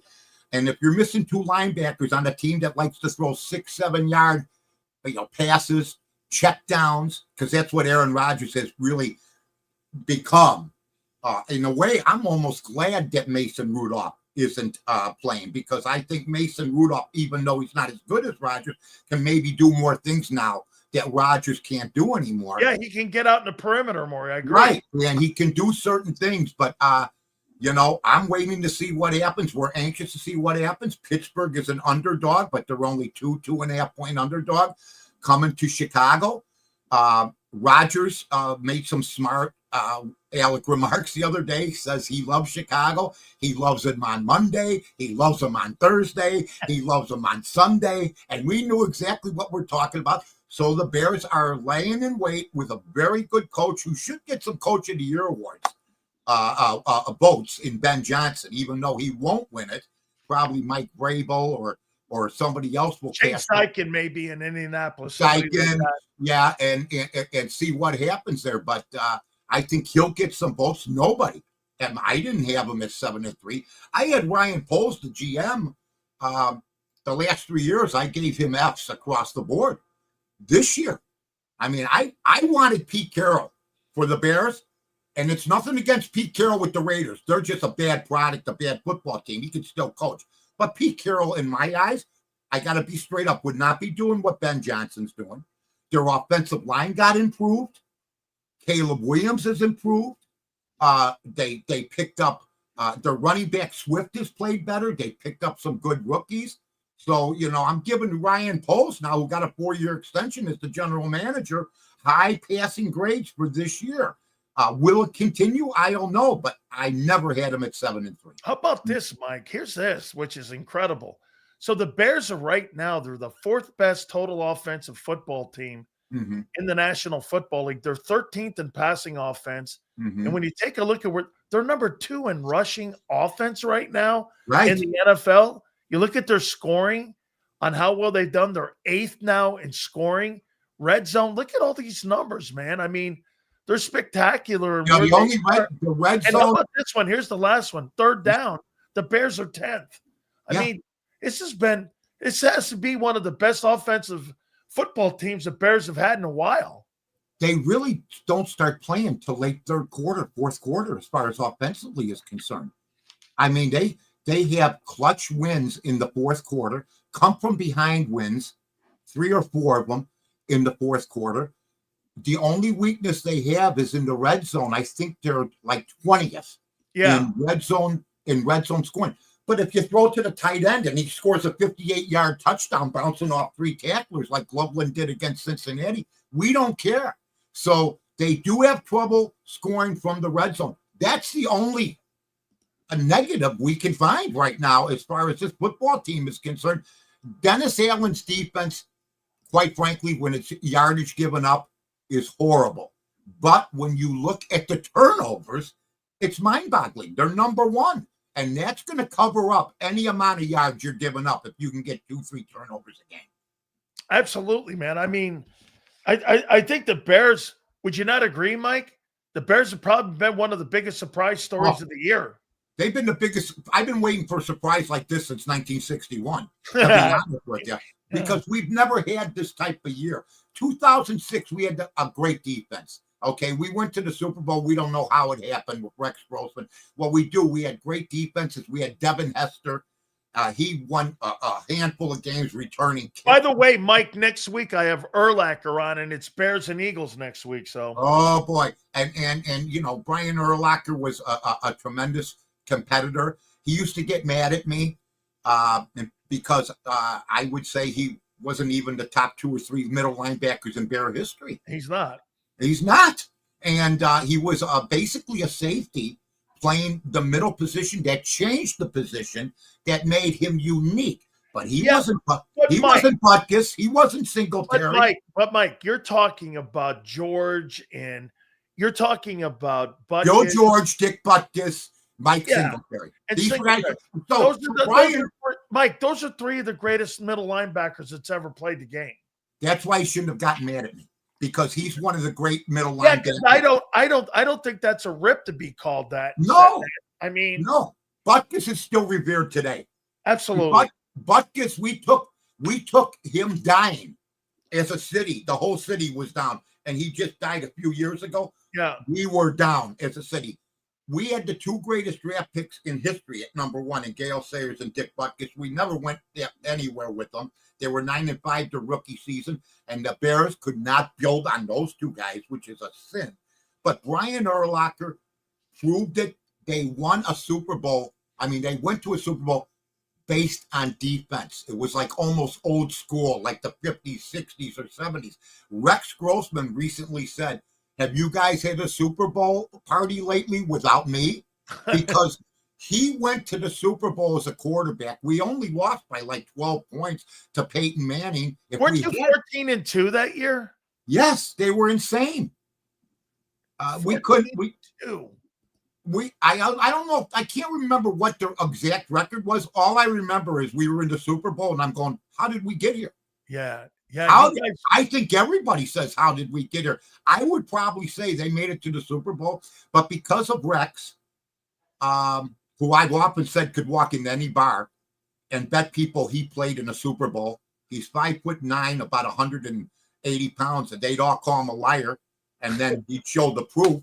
He'd win all sorts of money. They were I'd probably rank them as probably the worst Super Bowl team of all time. Maybe. Yeah. Maybe, they're up there. And, but yet they made it. And nobody ever believed in them, because you got to remember the 2016 would have lost to the 85 team, probably 30-3. Oh, yeah. They would have gotten massacred, yet there they were. So you never know what's going to happen. I just think that what's happening in Chicago, it's what I used to say, why can't it happen to us? It's finally happening to us where we're winning games. But the teams we've beaten, 27% winning percentage, 14-33. The teams we're going to play now, 58% winning percentage. Take Cleveland out, it's 66% because you got the 49ers, you got the Lions, you got Green Bay. I mean, we got a tough schedule coming up where there's only one game that's easy, and I don't even know if Cleveland's easy with Myles Garrett. So it's going to be interesting what happens the next 5-6 weeks with our team, because we're now going to be playing a really good schedule. Absolutely. Mike, tell me, the 70-win Bulls team or the 85 Bears team, what team is more revered in Chicago? The 85. The 85 Bears team, because it's football, and they are, I think, the greatest single season team of all time. The Bulls won 6 championships. But my argument has been for the Bulls, I think the 86 Celtics were the better basketball team of Bird, McHale, Parrish, Ainge, Johnson, with Bill Walton coming off the bench, having the 1 year where he almost played every game, when he didn't play hardly any games, when he was with the Clippers, and with Portland. The 1 year with Portland, he won MVP. I think the 86 Celtics are the number one team. The Boston, and I'm a Chicago guy, the Chicago Bulls 73 team or 72-win team is the second. Mike, let me give you some games here. I love when you do that. Let's go. What do you make? Colts, Chiefs have to win this game. They're sitting at 5-5 right now. They're looking outside of the playoff picture right now if it were to start today. And those Colts are sitting at 8-2. Who do you like in that one? I like Indianapolis. Indianapolis. Because Patrick Mahomes can't do it all. And Kelsey can only do so much. I just think that Jonathan Taylor, and I know that Jones has a slight calf injury. He's going to play. That was a savvy pickup. I just like how Indianapolis is going about their business. Shane Steichen's done a great job as the head coach of this team. People say, well, yeah, it's Mahomes. Well, when was Mahomes 5-5? When has he ever been 5-5? I've been hearing they got to win this game, that game, and they're losing them. Yeah. And, at a certain point, you've made it to 3 Super Bowls in a row. So sooner or later, you played the game. Your team's going to start, after playing all these extra games, to get whittled down. They look like more of a tired ball club. Mahomes is starting to get whacked a little bit on the sidelines now. I've said that to let him run 10 yards and then just, pity pat right out on the sidelines. He got labeled a couple of weeks ago, but I'll tell you a team that we got to watch out for. We watched them last night, the Houston Texans. They're rolling back, Mike. I mean, after starting out, I believe 0-3, they're now 6-5 on the season. And I'll tell you what, that defense is for real, isn't it? Yeah, that defense is for real, and the Colts offense is for real. That's why I'm going to give them the edge over Kansas City. And if Kansas City wins, God bless them, good for them. But as I know, there was a kid named Bobby Burns who was I was 12 years old, and I got in a fight with him, and I got my butt kicked, and I went home to my dad. And my dad goes, "What happened?" This kid, I got in a fight with this guy. Well, go back and kick his ass. This time, kick his ass. I went back. I got my ass kicked again. So basically, you can want to win the game if you're Kansas City, but they're playing a juggernaut. I think, we're still laying around going, when's Indianapolis going to fold? But when you got a running back like Taylor, and Jones is the real thing for this team. He's made more money in playing for 2 teams. I mean, he's going to sign a big deal now with the Indianapolis Colts after signing a huge deal with the Giants. They fizzled out, but I mean, he's playing in a dome, which means something. Ask the Detroit Lions, who can't win outdoors. I just think that Indianapolis is the pick here. Last one here, Buccaneers and the Rams on Sunday night. Who do you like in that thing? Rams are a machine. They are. Are they the best team in the NFC right now? They might be. I think that if I had to pick one game, I'd be worried about the Eagles playing. If you lose to them, Matt Stafford has been quietly, folks. I watched them at Detroit. They had nobody. They'd have a receiver. They'd have a running back occasionally. This guy here, his passing has not changed. I mean, Matthew Stafford, that was a great trade for both teams, because if Matthew Stafford was on the Detroit Lions right now, how would they be with the team that they got? Right? Right. So I really think the Rams are going to win that game. I mean, the 49ers are going to win that game this coming week against Tampa Bay also. I think Baker Mayfield to be a 6.5-point dog, maybe 7 now, coming in. They've lost 2 games in a row. The Rams have won 5 games in a row. The Rams are 8-2. Tampa Bay is in a tough way now. You've heard about these teams that start out good in the beginning and middle of the season and all of a sudden start to fade. They're my pick right now. I mean, Tampa Bay should not be 7-point underdogs if they're viable, and they are, against the 49ers, who've had injury problems and all sorts of stuff. They're going on the road, and, you want to take Tampa Bay. You want to take the points, but I think people will be disappointed at the end. Yeah, I'm with you. The injuries that they have sustained, Chris Godwin's not the same. They've lost. Evans isn't the same. Yep, they lost Kalijah Cansey. They now lost Jamel Dean in the backfield, which has been playing some great ball. And make no mistake about it, I agree with you 100%. I think they're in a nuclear meltdown, and I think this started when they were with the that Patriot game in the second half. Last question for you here. College football, your favorite right now to win the national championship is who? Well, everybody's picking Ohio State because they're heads and tails probably above everybody else, but upsets do happen. I was a guy that liked Texas A&M, okay, and I bought them as a future, okay, a few weeks back, and they were plus 1,200. Now they were I haven't looked 750 plus 800 8-1, but I don't know what impresses me more or what dejected me more. I was getting ready to come on my ESPN show today to apologize after they were losing the game 30-3. And I'm saying to myself, how could I have been so stupid? But yet they come back and win that game. That takes a special football team to be down that much and to come back and win. But if they play somebody good and they're down like that, it ain't going to happen. I think Ohio State is the one, but people don't want to play Notre Dame. They don't want to play Love. They don't want to play Carr. They think that people are gelling. Here's the deal. You talked about it last week. I'm hoping Miami gets in because Miami beat them. Miami's got the same amount of losses, but it's an entertainment business. That's why you see your Alabamas getting in with 2 losses, your Notre Dames.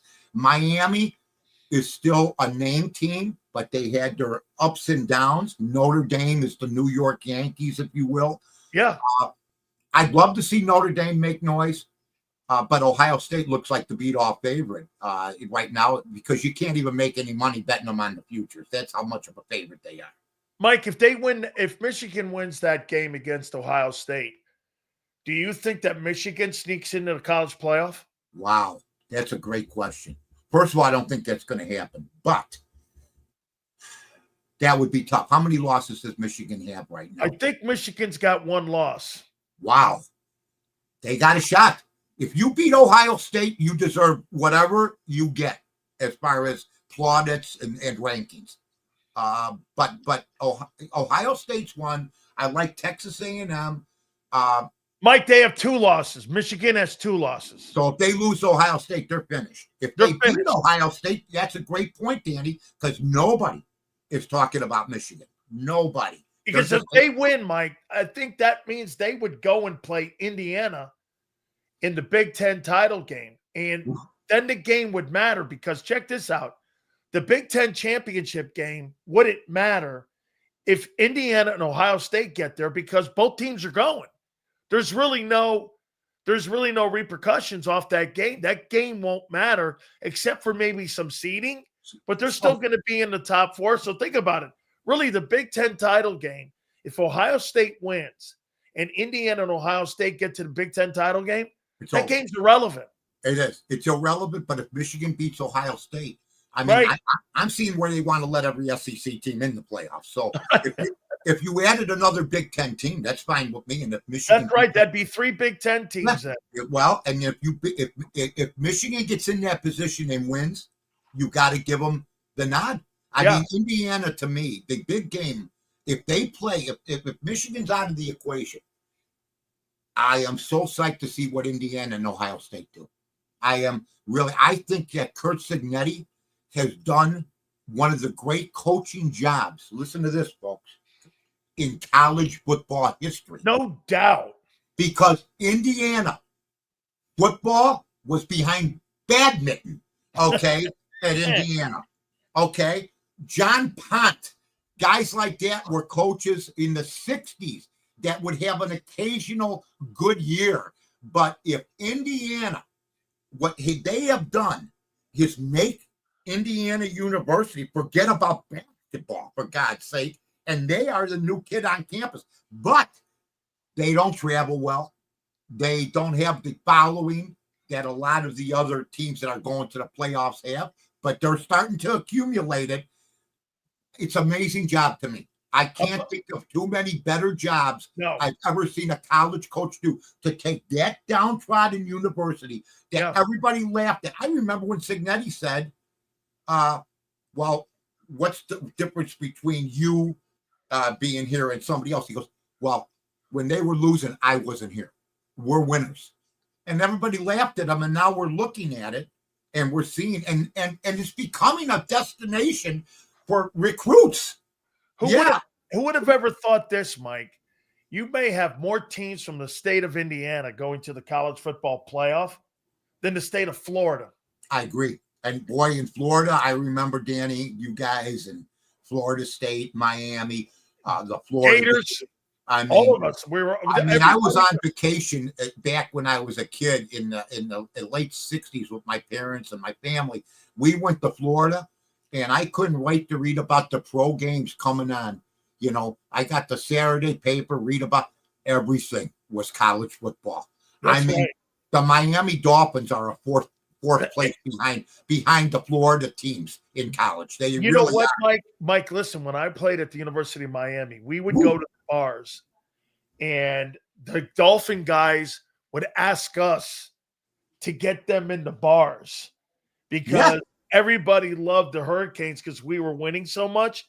And it wasn't like, Mike, it wasn't like this was the Marino years. How about this, Mike? The last 3 years of my time at Miami, I think between the Dolphins and the Hurricanes, I think there was like 3 losses.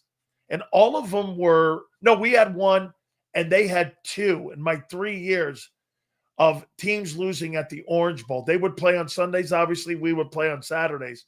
And in my 3 years there, we had only 3 losses between the Dolphins at home and the Hurricanes at home. It was crazy. Nobody lost. I'll give you a perfect example. When I went out there in the 60s at Florida, my family, the big players, I mean, was George Myra. Yeah. I played with his son at UM. Yeah, Steve Spurrier. These guys were all busts in the pros, yet they're revered in Florida. Tony Eason was a bust at Illinois. He's not remembered for anything, and he played in the Super Bowl against the Chicago Bears. If you're a decent Florida college quarterback, you can write your own check. Look at Testaverde. Look at Bernie, my guy Bernie Kosar. Bernie Kosar, I want to just say I'm glad you talked to him. I'm glad he got his liver, and I'm praying so hard for this guy. He had the coolest drop back. He was almost like a Johnny U type of guy. He helped build that program. He did. But if you're a Florida quarterback, Florida State, Charlie Ward, Florida, Tim Tebow. Tim Tebow. I mean, you are set as far as being a great quarterback. So, yeah, I mean, the Florida teams in college football have always been, and we know about them here, believe me, because Bobby Bowden haunted us, Jimmy Johnson. I mean, you got some great lineage teams over the past 2-3 decades in the state of Florida. You really do. Mike, we will do this next week. I'm going to fix this. We're going to figure out this camera thing. Hey, I thought it was great. I'm mystified, Danny. I am so sorry. It's all good. No, listen, Mike, you know what? I think you become a staple on this thing now. I do too. I love it here. I want to cooperate. I don't want to get let go because the camera's gone. Yeah, no, that's not happening here. Mike, we will see you next week, brother. Love you, brother. See you next week, you bet. Love you too, man. The legendary Mike North, one of the greatest talk show hosts in the history of Chicago, joins us each and every single Friday. That'll be at 4:30. Coming up next, the legendary Philly Godfather. By the way, Xander, I see people crying in here about super chats. So if there was any super chats during the Mike North interview, and if we missed any, can we please put them up now? All right. Because people, I saw somebody go like this. You read everybody's super chats but mine. All right, panty binders. Don't worry about it. We will get to it. He's very entertaining. I'm with you. Who you trust more, Ganning's defense or Fangio's defense? Arizona's defense held Dallas to 10 points. I love Fangio's scheme better. Eagles will win 30-13. Now, here's the one thing that was added into that defense. Okay? You added Walter Nolan into that Arizona defense. And that gave the ability to Josh Sweat to wreak havoc. I don't think Arizona's that bad a football team. I don't. I just think the quarterback situation, they have to resolve it in the offseason. All right. Heavenly appreciate it. Any more, Xander? Because I thought I saw a guy moaning in here, but was that the one that the guy was crying about? All right. Hit that like button, guys. We appreciate you guys very much. We're going to talk to the legendary Philly Godfather, and we will get his thoughts every single week. It is totally one of the best segments when it comes to covering all the college football games, but we got to pay some bills here, and that's my friend at Morgan & Morgan, John Morgan, the #1 injury law firm in all of America for a reason. You know why? They win. Simple as that. They win. Thousands of attorneys from coast to coast make it easy for them to take cases like yours because you know why? They don't get paid unless you win. I told you one of the big things about this company was this wasn't something that John just started when he got out of college. His brother was injured on the job. It became a crusade for the Morgans to make sure that no family didn't have proper backing and following and an attorney to make sure that those families were well represented. Go to forthepeople.com/big sales or pound law 529. That's forthepeople.com/big sales or pound law 529 and do me a favor. You tell them Big Sil sent you. There's a reason Detective Johnson is the gossip king. Oh, did you hear? Jackie and Tom are getting a divorce? Mm-hmm. Sad. Well, I heard that Ashley had work done on her face? Yeah, oof. Just like there's a reason Morgan & Morgan is America's largest injury law firm. Injured? With over $25 billion recovered for our clients, there's a reason to go big. Bathroom? Okay. Morgan & Morgan, America's largest injury law firm. Oh, okay. Ignite your nights with free live entertainment daily, only at Live Casino and Hotel Philadelphia's Center Bar. 7 days a week, enjoy some of the region's top party bands, performers, and DJs as they take the stage in the heart of the casino action. Great cocktails, live music, and lively moments. It's all happening at Center Bar at Live Casino and Hotel Philadelphia. Visit livecasinophilly.com for more details and the complete list of upcoming events. Must be 21 or older. Gambling problem? Call 1-800-GAMBLER. This is Eric. When he got injured in a car accident, he called Morgan & Morgan. He not only gets a lawyer, he gets trial lawyers like Sam and Jessica who are in it to win it. He gets his own investigators with briefcases, leather ones. And if you ever have questions, our customer service folks keep things rolling. Injured? We're your army. Morgan & Morgan, America's largest injury law firm. Welcome to the Jet Setters and the High Rollers, to the Shot Takers and the Tastemakers. Welcome to the Viewfinders, the Thrill Seekers, and the Night Owls. Welcome to everything you could possibly want on one 5-mile island. Welcome to the Wildwoods. Book your stay today. In our hometown, we all look out for each other. We go the extra mile to lend a helping hand. Thank you. We step up to keep our communities going strong. And at Independence Blue Cross, we're here to keep you going strong. We've been deeply rooted in our communities for more than 85 years. And that connection to members has earned us our spot as the #1 health insurer in the region. So while you look out for your neighbors, know IBX is always looking out for you.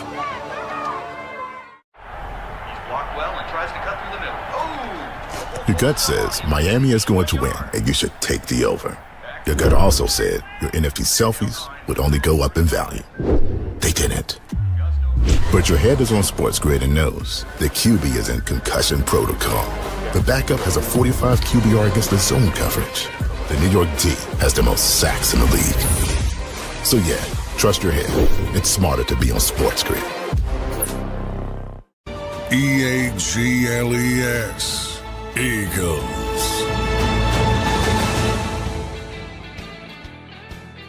Sil's National Football Show. Do me a favor. Please hit the like button.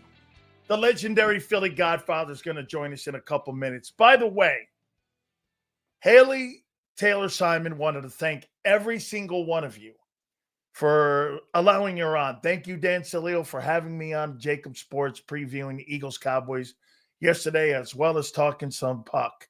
It truly makes my week. Go Birds. Hey, so you guys must have behaved yourselves. We're going to put her back on. I don't know when, but we're going to get her back on again. We're going to maybe put her in the rotation there. I think she brings something to the table. By the way, we need more women, in my opinion, in sports talk. So I think we're going to try to keep her on. We're going to try to put her in the rotation there with Howard Eskin's going to be joining us at the beginning of the week next week. And we'll talk with Howard. We'll get his thoughts after Cowboys. Maybe we'll do that on Monday with him too. So, oh, by the way, just so you know, you hear me talking about Hurts. I put Mike North on. I put everyone's opinions on. Everyone. Maybe different than mine, but I like that. Guys with different opinions. Who wants to hear people going, "You're right, Dan. You're right, Dan. You're right, Dan"? I don't. That's right. Yeah. I put people on that are good. I don't put people on just because of whatever. Okay? All right? Right? I mean, end of the day here. So we appreciate her saying that on X right now. And thank you very much. By the way, Nicky Sirianni, he spoke to the media today. And I'll make this point to you. How come nobody started out with the noise? Hey, what do you make of the Cowboys this week? The big story was the noise in the week. Nobody brought it up. That's by design. There's no doubt Bob Lang got to every media guy because nobody brought up AJ being pissed off about everything. It's not just about, look, Cowboy Week is big. There's no doubt. It's a big game. Well, hey, Yale, if the Eagles lose this game, that's not going to change my opinion of them. If the Cowboys win the game, it might change my opinion of them. The Cowboys have more to win with this game, and the Cowboys have more to lose. The Eagles don't. That's not going to have anything to do with how you really, are you going to change your opinion? Are you really going to change your opinion of the Eagles if they lose the game? Now, if they get crushed, that's a different conversation. It's a small sample size of the season if they get beat. Okay? Right?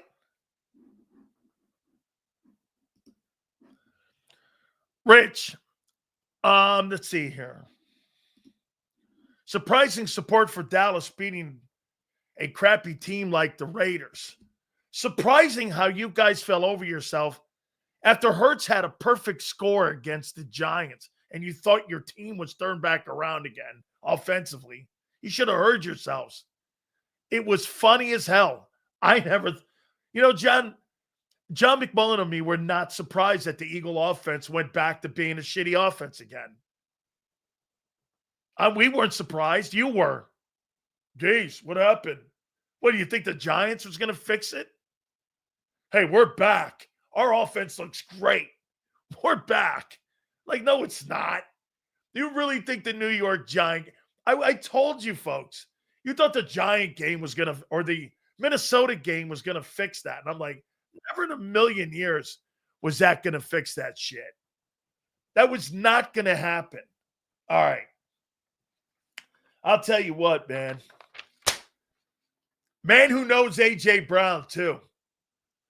Okay, I got to tell you a little something before we get the Philly Godfather on. So he sent me a picture. So I learned my lesson really quick with him, man. Okay, because this guy's like a mafioso with me. He's like a media mafioso. So we'll go there. He goes like this. Sileo, when I send you something, don't freaking post it, okay? It was AJ having a good time. He was boxing. He goes, no, I got friends too, no friends, or no peeps and peeps. And I go like this. Oh, he goes, I don't want to have to send Six Fingers Luigi to go see you to get the gosh dang things down. My friend Six Fingers Luigi, you know him well, right? All right. So I learned my lesson there. We become really good friends here, man, and I can't wait. And to see what his movie's going to look like, all his success with his book. Let's bring in the legend himself, the Philly Godfather. He joins us right now. How you doing, brother? What's up, Dan? I hear things, man. I hear things. I hear things. How you doing? How's the book tour going, man? How's everything going? By the way, how much weight you lost? I lost a lot, man. I was 220. I'm 5'9". I was 225. I got on the scale, said 182, and I haven't been 182 in like a decade, so I feel good. My fight weight's 147. I'll never see that again. But if I get to 165, I'll be happy. But it's a long journey. The first 3-4 weeks are the worst, but then once you get in the groove, it's all mental, man. So you got to get rid of those euros. That's what you had to do, right? Yeah, I love Italian food. My wife's Puerto Rican, rice and beans. She's a great cook. Food's food. And you know what sucks that when you get to our age, and then you're telling yourself, what, I can't even eat no more? Is this what life's come down to? You know what I mean? I can't grab a dessert. I can't have some pasta, but you really got to watch yourself. Well, here's my deal. So I spent 30 years in the gym, 30 years of kicking my ass. And so somebody goes, Sills, you gained some weight, you're doing this and that. I go, well, let me tell you something here. If somebody goes, hey, Sileo died eating 2 lobsters, I'd be like, okay, I'm good with that. Okay, I'm not going to sit here eating like some sort of like a diet sandwich, a half a sandwich. Do I look like a half a sandwich guy? That's not going to happen here, man. That's not all right. No, So you're the a big book's going good though, right? Yeah, everything's doing great, man. We're selling a ton of books. We're in negotiations with 2 different groups. I mean, we'll see what happens. Hopefully we get to the finish line. You know what I mean, Dan? Love it, man. All right. Speaking of the finish line, who gets to the finish line on Sunday? Eagles and Cowboys. Who do you like in this bad puppy here? Man, by the way, I got the Cowboys winning 28-26. It's 3.5. Yeah, the first time around it was close. And now I think it's down to 3.5. Total's at 51.5. No, total opened at 51.5. It's down to 47.5. So that line dropped 47.5 now, yeah. We're not expecting too many points in this game. I mean, if you look at the Eagles season, they've really caught all the breaks. When they played the Packers, Rams, Lions, Chiefs, and even the Broncos, they had a clear health advantage. I mean, their health score was off the charts compared to their opponents. But not this week. Both teams come in. I think they're ranked 89 out of 100 possible health scores. So both teams are really healthy. I think the Eagles are down Lane Johnson. And is Cam Jurgens playing? I don't think he's playing. It should be a game time decision, but he was out there today and he was limited. But that might be a game time decision. That's a concussion, obviously. Yeah. He's in the concussion protocol. Yeah, so handicapping the game is kind of tricky here. It's tough to step in front of Philly. They've covered, I think, 7 out of 10 football games, and they have the second best record against the spread in the NFL. So, it's hard betting against that team. They always find ways to win. Crazy things happen. But I'm kind of with you, man. I think Dallas has one of the most explosive offenses in the NFL. Eagles, over the last couple games, they really haven't been scoring much on offense. A little lethargic.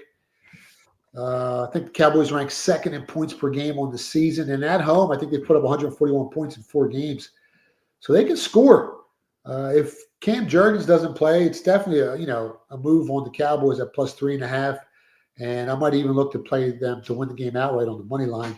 But I think you're right, man. Plus 3.5 is probably the right side here. The market's peaking on Philadelphia. And anytime that happens, it's time to sell a little bit. So, yeah, I like the Cowboys here. How about anytime scored? What do you like in that one? I kind of like Jalen Hurts a little bit. I think you got to lay 115 there. CD Lamb plus 130. Who else? I kind of like Jalen Hurts over in his passing yards, over 200. Cowboys pass defense isn't one of the best in the league. So, yeah, that's about it for the prop bets. Yeah. What do you think of Barkley in this game? You think Barkley, or do you think the other – dude, the Cowboy run game has been exceptional compared to where it was last year. It was down in the low 30s. Yeah. Now you're talking about them being up near like the top 10 right now. I mean, you see Barkley with any kind of game in here? You see him with any kind of like maybe over 100 yards in this ball game or no? Because one thing I do like, Dallas made that move for that Quinnen Williams kid, and they've added him. Overshawn's come back. They've added some pieces on that defense. I mean, I don't think that's the same defense they saw in week 1. No, and why would you try to attack the strength on that Dallas defense when you throw the ball in the air? That's their biggest weakness on the defensive side of the football. I mean, you've seen this team give up 40 points to the Packers, a bunch of points to other teams. So I think the Eagles' game plan is for a big passing day for Jalen Hurts. I just don't know if it's going to work out for him. Let me go back on last night. I want to ask you about 2 teams. The Texans are ascending. And by the way, they do it with a backup quarterback because C.J. Stroud couldn't play in that game. And he had Mills play in that ball game. And he did a pretty functional job for them. They win the game 23-19. You talk about a football team that's kind of built the same kind of way the Eagles are a little bit. You want to run the ball. They got the best defense in the National Football League. I think the Texans are. Tell me your thoughts on the Texans and the Bills. Now, the Bills are 7-4. I think the AFC East is out now, right? I mean, the Patriots are now 9-2. They do put Milton Williams on the injury reserve, which means he's out 4 weeks now. Yeah. I mean, what's your thoughts on the Texans? Are you buying them, or are you still not really sold on them yet? No, with that defense, they can hang around with anybody. Offensively, there's still a little challenge with the backup quarterback. But yeah, they're a good football team. I took them last night in the first half plus 3.5. I thought maybe later in the game you might see some magic from Josh Allen, but that pass defense of the Bills is just it's weak, man. They're all banged up. They got the second lowest health score of any team when it comes to pass defense in the NFL. So they've got some issues. Hopefully they clear it up before the playoffs start. But again, I mean, Josh Allen, he's Superman. You saw some of the things he did yesterday. But yeah, I'm buying on the Texans. I think they got a shot. I don't know if they can catch the Colts because the Colts are, a very efficient football team on both sides of the football. If you look at their metrics, offense, defense, top 10 in every metric. But Danny Jones a little banged up. But yeah, Texans are coming on strong. Yeah. Let me start off on Monday night here too. 49ers at home in Santa Clara. This Panther team's been weird this year. I mean, they're a pretty decent football team. They're sitting at 6-5. The 49ers are 7-4. If things fall right, and we'll get to the Rams and the Buccaneer game, this football team might be in first place in the NFC South if they could take care of the 49ers. I believe it's 49.5 right now. And if I'm not mistaken, I think the 49ers are favored by 7 in this ball game. So you tell me, I mean, what do you see in this game? Yeah, they're laying a touchdown. Probably seems a little heavy to me. I mean, the 49ers defense, they really haven't been anything special all season. I think Brissett threw for like 4,000 yards against them last week. 50 or so, I forget what he had. But yeah, San Francisco they still struggle, with ball security. They're ranked, I think, 26th or 27th in turnover differential. So the Panthers should be able to stick around here. I know they've won 6 of their last 8 games. They got a quality win over the Packers. I still think the 49ers win, but I wouldn't be shocked if the Panthers pulled the upset, to be honest. But, I don't know. It's a tough game, over there, in San Fran. But 7, that's a lot of points to me, man. I take the Panthers myself in this one. A lot of points. Absolutely. All right, the Sunday night game. Bucks and Rams here. I mean, Bucks come rolling into this game. They're injured. Chris Godwin's not been the same. I mean, Sterling Shepard is their number 2 next to Mika Buka as their wideout guys. They haven't been able to get a pass rush going, the Buccaneers, and you're going against a team. Here's a number for you with Davante Adams. And we heard this earlier this week by Coach Brown. And he said this, Davante Adams is not even in the top 10 in targets. And he's number 1 in touchdown catches. Wow. That Rams offense has been humming. Now, there is a propensity for the running back to put the ball on the ground. So the Rams are 6.5-point favorites in this game. Wow. Yeah. Against that Buck team. That's an awful lot. Are you leaning Bucks in this one with the points? The total's 49.5. And I would love to take the Buccaneers here with the points, but they're just too banged up to invest in. Honestly, I think the Rams could win this game by double digits, kind of like how the Bills beat Tampa Bay last week. Well, they went by 12 points. Yeah. I think the Rams are I think they're the right side at home at anything under a touchdown.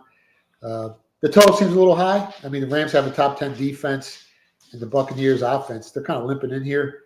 Over recent play, they really haven't played that well, even though they put up 32 points against that bad Bills pass defense last week. They really haven't put up a lot of points before that last 3 or 4 games over recent play. So I like the Rams here, and I like the under 49.5. This Cardinal team, I mean, I know, look, you look at their record and you go like this, 3-7. These guys, every single game that I look at, it's single digit.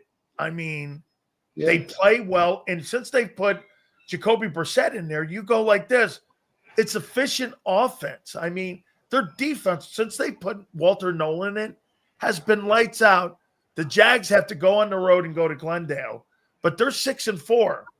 I mean, here's my problem when you have with Trevor Lawrence. I'll go like this. The guy, what a great play. And then you turn around and you go, what an awful play, guy. It's so helter-skelter with him. What do you like in this one? Yeah, it's kind of Jekyll and Hyde, right? He's so inconsistent. Totally. And he's got so much talent. I've seen him out in the Super Bowl. He reminded me of Thor. He looks like a superhero. Huge. Yeah, massive, strong, tall. I mean, he's got the physical, attributes of being a great quarterback, but every once in a while he gets a brain cramp. In this game, I mean, the line's 2.5 and 3. I think the total's at 50. It's in Arizona. early action all over the Jags. Last time I checked, it was like 75% of the tickets in the U.S. and offshore market are on Jacksonville, and you really never want to be on the public side. I guess everyone's expecting another big win like last week against the Chargers, but this game's going to be a little difficult for them. I know both teams are a little nicked up heading into this game, but Jacksonville is the healthier team. I think they got like a +7 health advantage score over them, so that's going to help them out a little bit. The total's at 47.5. Feels a little too high for me, considering, Cardinals offense is still a little banged up. Point spread at +3. I mean, like you said, Arizona has been competitive all season, but the injuries are starting to catch up with this team. Man, this one's tough. And it's only 3. Yeah, it's only 3, and it's down to 2.5 actually at some spots. Wow. I guess if you can catch 3 with the home dog, but I kind of like the Jags at anything under the field goal a little bit more at -2.5. I think they're the better overall team. I think they end up, 7-4 after this week. Arizona's got just too many issues with injuries. Boy, I love these games going at you with, because these are the games that, again, this takes all your skill at. Seahawks and Titans. Okay, the Titans are 13-point underdogs, and the total is 40.5. Okay, do you take the Titans in the 2 TDs? I mean, what do you do here, man? Aren't these the tougher games? I learned going with you on this stuff that these are the tougher games. Yeah, they're tough because there's a lot more variances. There's a bigger point spread. One mistake could cost you the cover.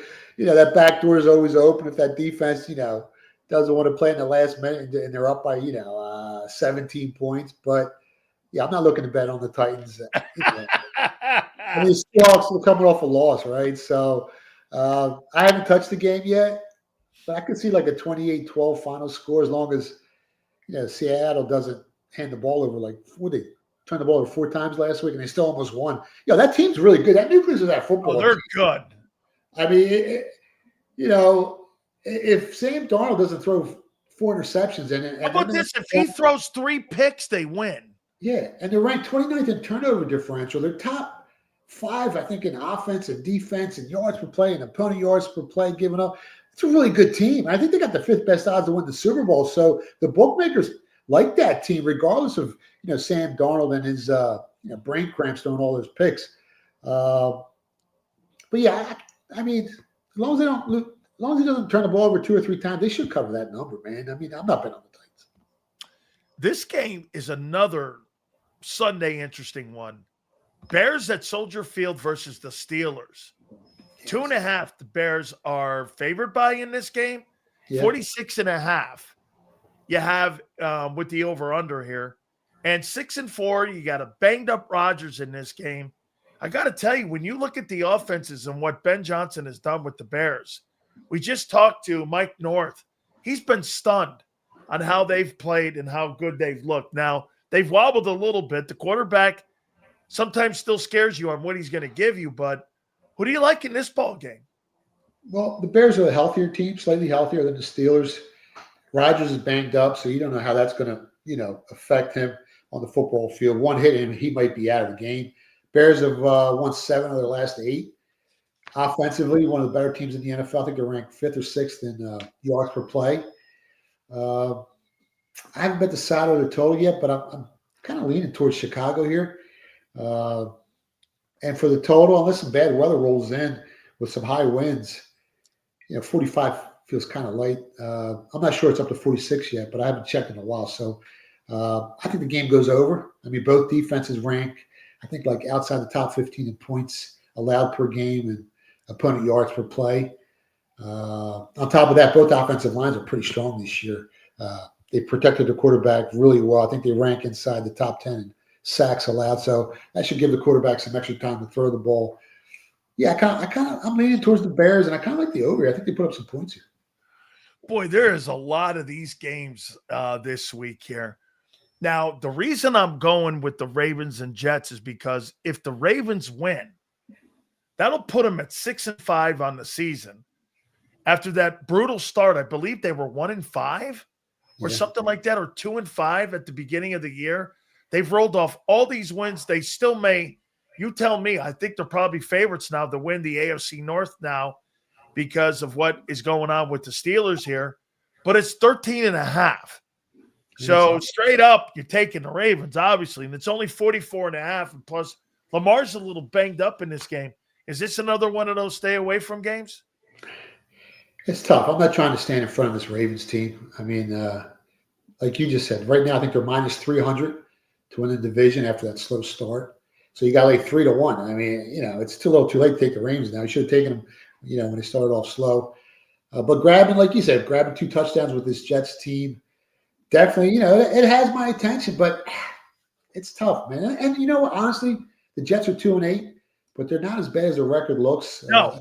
5-5 against the spread. So you haven't made no money with them, but you really haven't lost none either. You just paid the vig so far in the season.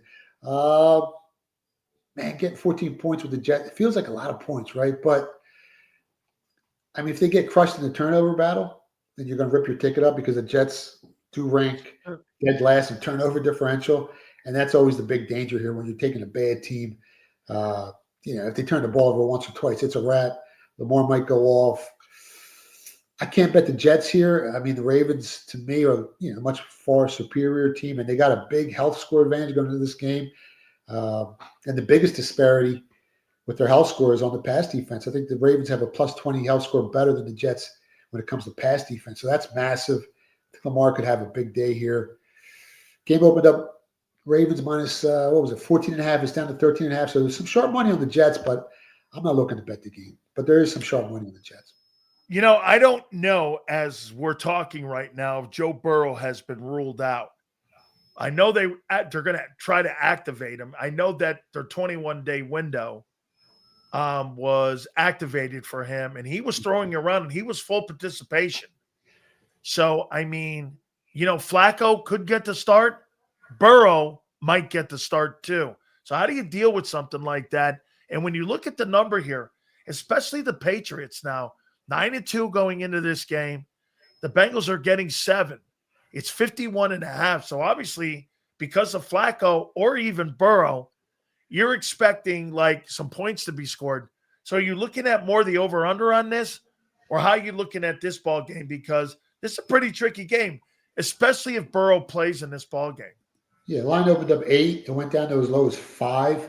And now it's creeping back up to 6.5 and 7 because they're not sure if Burrow's playing. This is the kind of game I just sit back and wait to see if he is playing, because if he is playing, I'm not betting against him, man.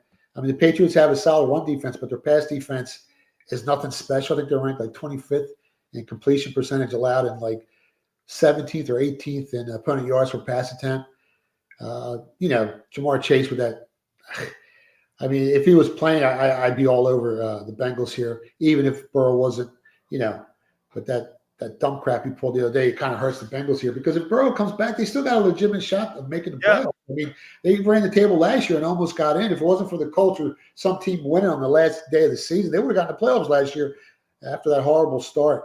Bengals are starving for a victory. Patriots are peaking in the market right now. The whole world's going to be betting the Patriots. Drake May's been playing lights out.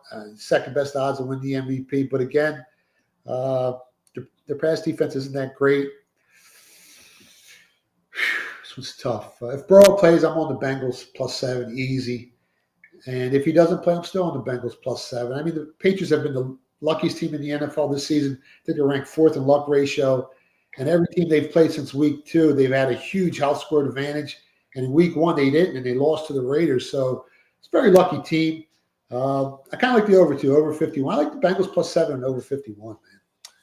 I think it was the Steelers that won on the final day that knocked them out, because you're right, because I think they won 9 ball games last year after that brutal start that they had. And obviously Burrow went out early in the year. I mean, what a shame that is going on. All right, let's go over here to this one. This Viking team, I think it's been up and down because of the headless horseman that I call the quarterback position there in Minnesota. I mean, can you imagine this? Check this out. So you had Daniel Jones, Sam Darnold on the same football team. You had Daniel Jones at the practice squad, and you had Sam Darnold in the building. And you land on J.J. McCarthy and Carson Wentz. So, I mean, and Aaron Rodgers even called and wanted to play in Minneapolis. That's a pretty good football team because sometimes they show up, right? I mean, all of a sudden they'll turn around and win a football game. But here, Packers are favored by 6.5. It's at Lambeau. 41.5 is the over-under here. What do you got here? Yeah, it feels like a lot of points, right? 6.5 for a division game. That's a lot. Especially when both defenses are healthy. I think they both rank in the top 10 in opponent yards per play. Total is 41.5, but it might be the best way to bet the game, bet the under. Probably the best angle in this matchup. The problem with taking the points with Minnesota, again, turnovers. They love turning the ball over. JJ, whoever's their quarterback, keeps turning the ball over. They're ranked 31st in the NFL in turnover differential. And the other issue is their pass defense. They're not really ball hawks. They only got 3 interceptions on the whole year, which doesn't help when you're trying to stay within a touchdown against a quarterback like Jordan Love that doesn't turn the ball over. I think he's got 2 or 3 interceptions on the season. So 1 or 2 turnovers for the Vikings, and there goes your ticket. You're going to have to rip up your ticket if you're betting on them. I think the best way to bet the game is bet the under. If you do like the Vikings, maybe put them in a teaser, grab 13.5. But I think the Packers win the game, so you might be better off betting the Packers in the teaser, get them down to a pick 'em, and go under 48.5 in this one. Before I get to the final game here in the pros, who are the top 3 teams that are favored to win the Super Bowl this year? Right now, it's the Rams, Eagles, and the Colts. Those are the 3, really. Yeah. Where are the Chiefs in that? They're right after them. The Chiefs are right after them. So the Chiefs are still hanging around 5-5. Hard to believe, right? 500 team with the 4th best odds to win the Super Bowl. But, they've had a lot of close games go against them this year, where in the previous years they were pulling them out. And that might be because of the NFL lean and the refs giving them a little, extra. And they might not be giving it to them this year because of all, the chatter last year right before the Super Bowl. The whole world was talking about how the NFL loves the Chiefs and referees are in love with Patrick Mahomes. So that's changed this year. But still, you can't count Mahomes out, man. He's one of the best. How about this weekend, Colts and Chiefs? It's right now 3.5. They're favored. It's at Arrowhead, and the over-under is 50. The Colts come into this game at 8-2. It's almost, are you in a position right now, if you're the Kansas City, that, hey, you can't keep losing these games here, man? You're sitting at 5-5 right now. There was a time earlier in the year I said I didn't think the Chiefs are going to make the playoffs. I kind of wish I had hung on that because I still think that that's a probability, and I can't tell what kind of teams. I can't tell what the Chargers are yet. 1 week they look great. The next week, all of a sudden, they get killed by the Jaguars, and you're like, what is that about? What do you like in this one here on Sunday? Yeah, line's down to 3 in some spots. I even saw 2.5. So somebody's betting the Colts. It opened 4.5. It moved to 1.5. It's on that key number right now. The bet splits basically 50-50. So the public, they usually load up on Kansas City at home over the years with Mahomes at quarterback. But after this 5-5 start, I think the public's kind of scared to bet on them. They've been losing all year on them, so they're not looking to bet them up. Colts, like you said, they played some great football this year. They got the 2nd best record, I think, in the NFL. I think they got the best point differential of any team in the league. They rank top 10 in almost every offensive and defensive metric. I think they're coming off a rest, too. Was it their bye week last week? Mm-hmm. And they got extra rest. But to me, taking 3.5 here seems a little too easy. I kind of like the Chiefs here, man. It's kind of like do or die for them. I kind of like doing my buying when the public's selling. So since the public's not on the Chiefs this week, I like the Chiefs at anything under a field goal. I think at -2.5. Kansas City is the right side. They're finally fully healthy. And the Colts are still dealing with some injuries with their pass defense. I think Kansas City has like a +8 health score advantage. So that's big. That's really big. I like the Chiefs at home -2.5. All right, let's get to some college stuff here. Who's your favorite to win the Heisman? That kid from Indiana, Mendoza. Mendoza? Yeah. I think he's the odds-on favorite now. I don't know at all. All the sports books got different odds, but I saw a couple different sports books. He's the odds-on favorite. I think he's, November 21, I have to get my Heisman vote in. Yeah, it's got to be him. The kid from Ohio State, he's not bad, and the running back from Notre Dame, but you're not giving it to a running back. The kid from Texas A&M, I think he's got the 3rd best odds. What's his name? Reed. Yeah. So, but I think Mendoza's the one, man. I really do. Yeah. I don't think it's really anybody else in there. Like you said, they're not going to give it to the kid from Notre Dame, even though he's had a sensational season. Who are your top 3 teams right now to potentially win the national title? Is it still Ohio State? I'll tell you what, if I had to pick 4 teams right now, I would pick, or 5 teams, I would probably go Ohio State, I would go A&M, I would go Indiana, I'd go Ole Miss and Georgia. Yeah. Those would be my 4 teams. The only team I would put in there, and I know you don't like them, is Notre Dame. You think Notre Dame has a shot? Man, they're like, I think they got the second or third best offense. You know, when you look at yards per play, their defense is strong. They got a real shot, man. They're very, you know, the same thing happened last year. They started off real slow, and then they ran the table, and next thing you know, they got a shot to win it all. So, yeah, Ohio State, Texas A&M, Indiana. I put Notre Dame, Georgia, Ole Miss, and Texas Tech is kind of scary too. Yep. All right. Missouri, Oklahoma here, and OU's favored by 6.5 in this game. It's 42.5, and it's in Norman. You know, Missouri's had a really good year this year. Oklahoma just comes off that big upset of Alabama. I mean, you know, who do you like in this thing here? It's an ABC game. Yeah. Originally, it opened up 8.5, which was way too high, and it's down to 6.5. I saw like a couple 7s out there, you know, looping around. You got 2 solid defensive teams, both rank, I think, in the top 10 in opponent yards per play. Both rank in the top 10 in sacks per game and pressure rate, so their defenses are strong. The offensive lines, they'll have struggled for both teams. They've had a problem protecting their quarterbacks. I think they both rank outside the top 100 in sacks allowed. Like you said, Oklahoma's coming off a war against Alabama, so they might be a little banged up. Totals at 42.5. It's kind of like a signal for bookmakers. It's going to be a low-scoring game, a defensive struggle. Give me Missouri +7 in a tight defensive game. I like Missouri here plus the points. Give me the points. Wow, that's a huge upset because that's got college playoff implications. Because if OU gets knocked off in this ball game, they're pretty much toast on staying in the college playoff here. Here's another elimination game now. This is a game here where, again, I think if Southern – 2 things happen here. If Southern Cal wins out, I think they've got a great shot to get themselves in the college playoff here. Well, now, Oregon's favored by 9.5. That's a ton of points. I know it's in Eugene. Oregon is number 7 in this game, and SC's 15th right now. They can throw the ball around with Lincoln Riley's offense. Who do you like in this one here? Yeah, it's anywhere from 9.5 to 10. I even saw a couple of 10.5s out there. The whole world's bet Oregon early. I think like 80% of the action, of the public action, is on Oregon. So that'll make you pump the brakes if you're looking to lay the favorite there. I'm expecting a lot of points in this one. I took over 59. I mean, both teams rank, I think, in the top 10 in points per game. Both are stingy with the football. They rarely commit turnovers. Both offensive lines have done a great job protecting their quarterbacks this year. I think both units rank in like the top 25 in sacks allowed this season. They might put up like 70 points in this game. So unless it's some weather.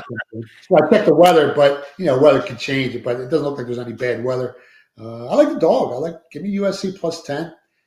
You look at Oregon's defensive line; they really haven't been able to generate a lot of pressure against opposing quarterbacks. I think they're ranked like 95th in sacks per game this season. So that might be all they need to cover, that number. I don't know if they win the game, but 10's a lot of points here, man. I like USC +10, and I like the over. I think there's going to be some points up there.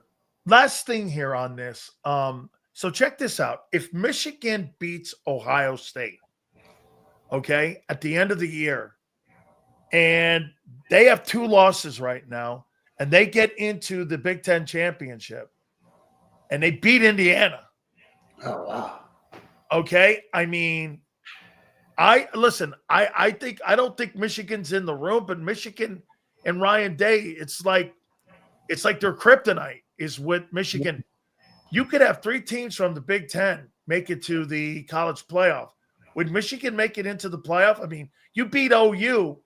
I mean, listen, that's almost like the national championship, right? You beat Ohio State and Indiana back-to-back games. You get into the college playoff. I mean, in my opinion there, you're set up. I mean, You think they have a shot, Michigan, at beating Ohio State in a couple weeks?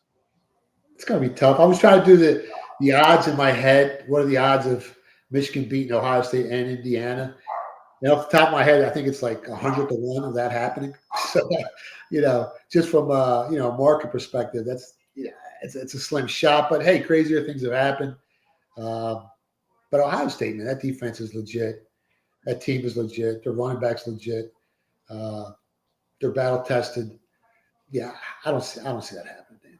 You don't see it happen. All right. So where's the tour sending you to over the next couple weeks here? Well, we got Villanova lined up. What? Villanova? Yeah, we have Villanova lined up. And then we're working on Temple. We keep going back and forth, but those schools in Philly, man, they're communication. Like, I don't know who's running this. I don't know what's going on over there. I don't want to talk trash about Temple because my brother went there. My buddy Harry Mays went there. I had a lot of friends that went there. But it is what it is. And it's a shame what happened to their football program. But so we're looking at Villanova and Temple and a bunch of different restaurants. We've just been so busy with football season, college basketball season. I mean, NFL, the book tour, trying to make things happen with this movie. And, we keep going back and forth. And everyone's always trying to rob you, right, in Hollywood. They want to give you a little bit. And they want to own your rights, and they want to tell you a story. They want the documentary rights, the book rights, this right. I'm like, what are you going to take everything except for my underwear? Like, come on, you got to leave me something. So but it's been fun, and I'm actually wearing the same sweat. Got it, love it, yes, sir. Today, because I lost the weight, I'm feeling good. I'm down to like 182. So you might see me in the ring again, boxing a little bit. Speaking of that. We ended here. My friend, make sure you check him out on his social media platforms. Brother, we will see you next week. Thank you so much. I enjoy doing this each and every single week. Go Birds. Good luck, guys. You got it. That is our friend, the Philly Godfather. All right, folks, we got to pay some bills here. Our great friends at Morgan & Morgan, the #1 injury law firm in all of America for a reason. It's because they win. They defend families across the country like yours, each and every single day, making sure that your family is well protected. Thousands of attorneys from coast to coast, making sure you are defended with your family. And by the way, just so you know, they don't get paid unless you win your case. Do me a favor. Make sure you check them out at forthepeople.com/big sales, pound 529. That's forthepeople.com/big sales or pound law 529. And do me a favor. You tell them Big Sil sent you. Yeah! There's a reason the Karate Master was the #1 salesman in the lumber department.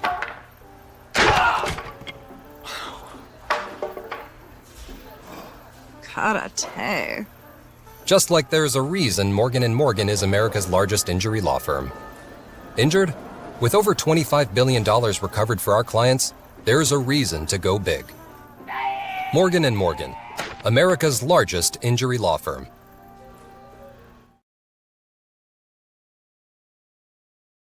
Ignite your nights with free live entertainment daily, only at Live Casino and Hotel Philadelphia's Center Bar. 7 days a week, enjoy some of the region's top party bands, performers, and DJs as they take the stage in the heart of the casino action.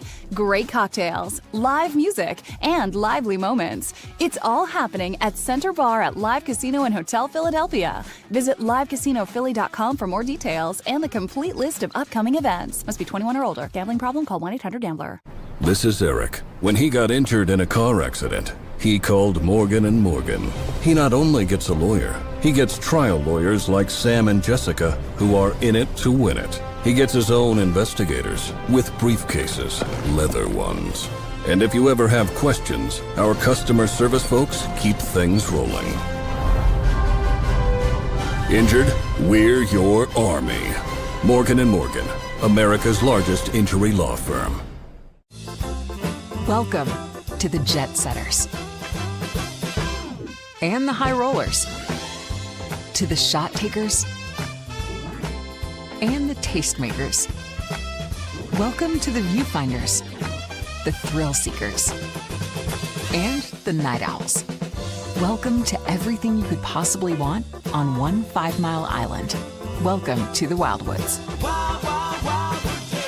Book your stay today. In our hometown, we all look out for each other. We go the extra mile to lend a helping hand. We step up to keep our communities going strong. And at Independence Blue Cross, we're here to keep you going strong.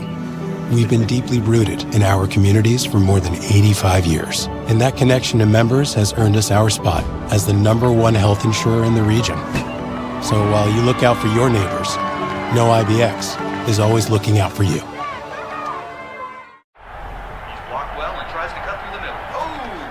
Your gut says Miami is going to win, and you should take the over. Your gut also said your NFT selfies would only go up in value. They didn't. But your head is on Sports Grid and knows the QB is in concussion protocol. The backup has a 45 QBR against the zone coverage. The New York D has the most sacks in the league. So yeah, trust your head. It's smarter to be on Sports Grid. EAGLES.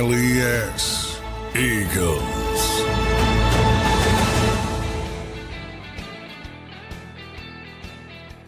Fantastic week. Appreciate all of you. I will see some of you, hopefully all of you, on the pregame show on Sunday as it's Cowboys and Eagles. I've got 28-26. I'm taking the Cowboys in this game.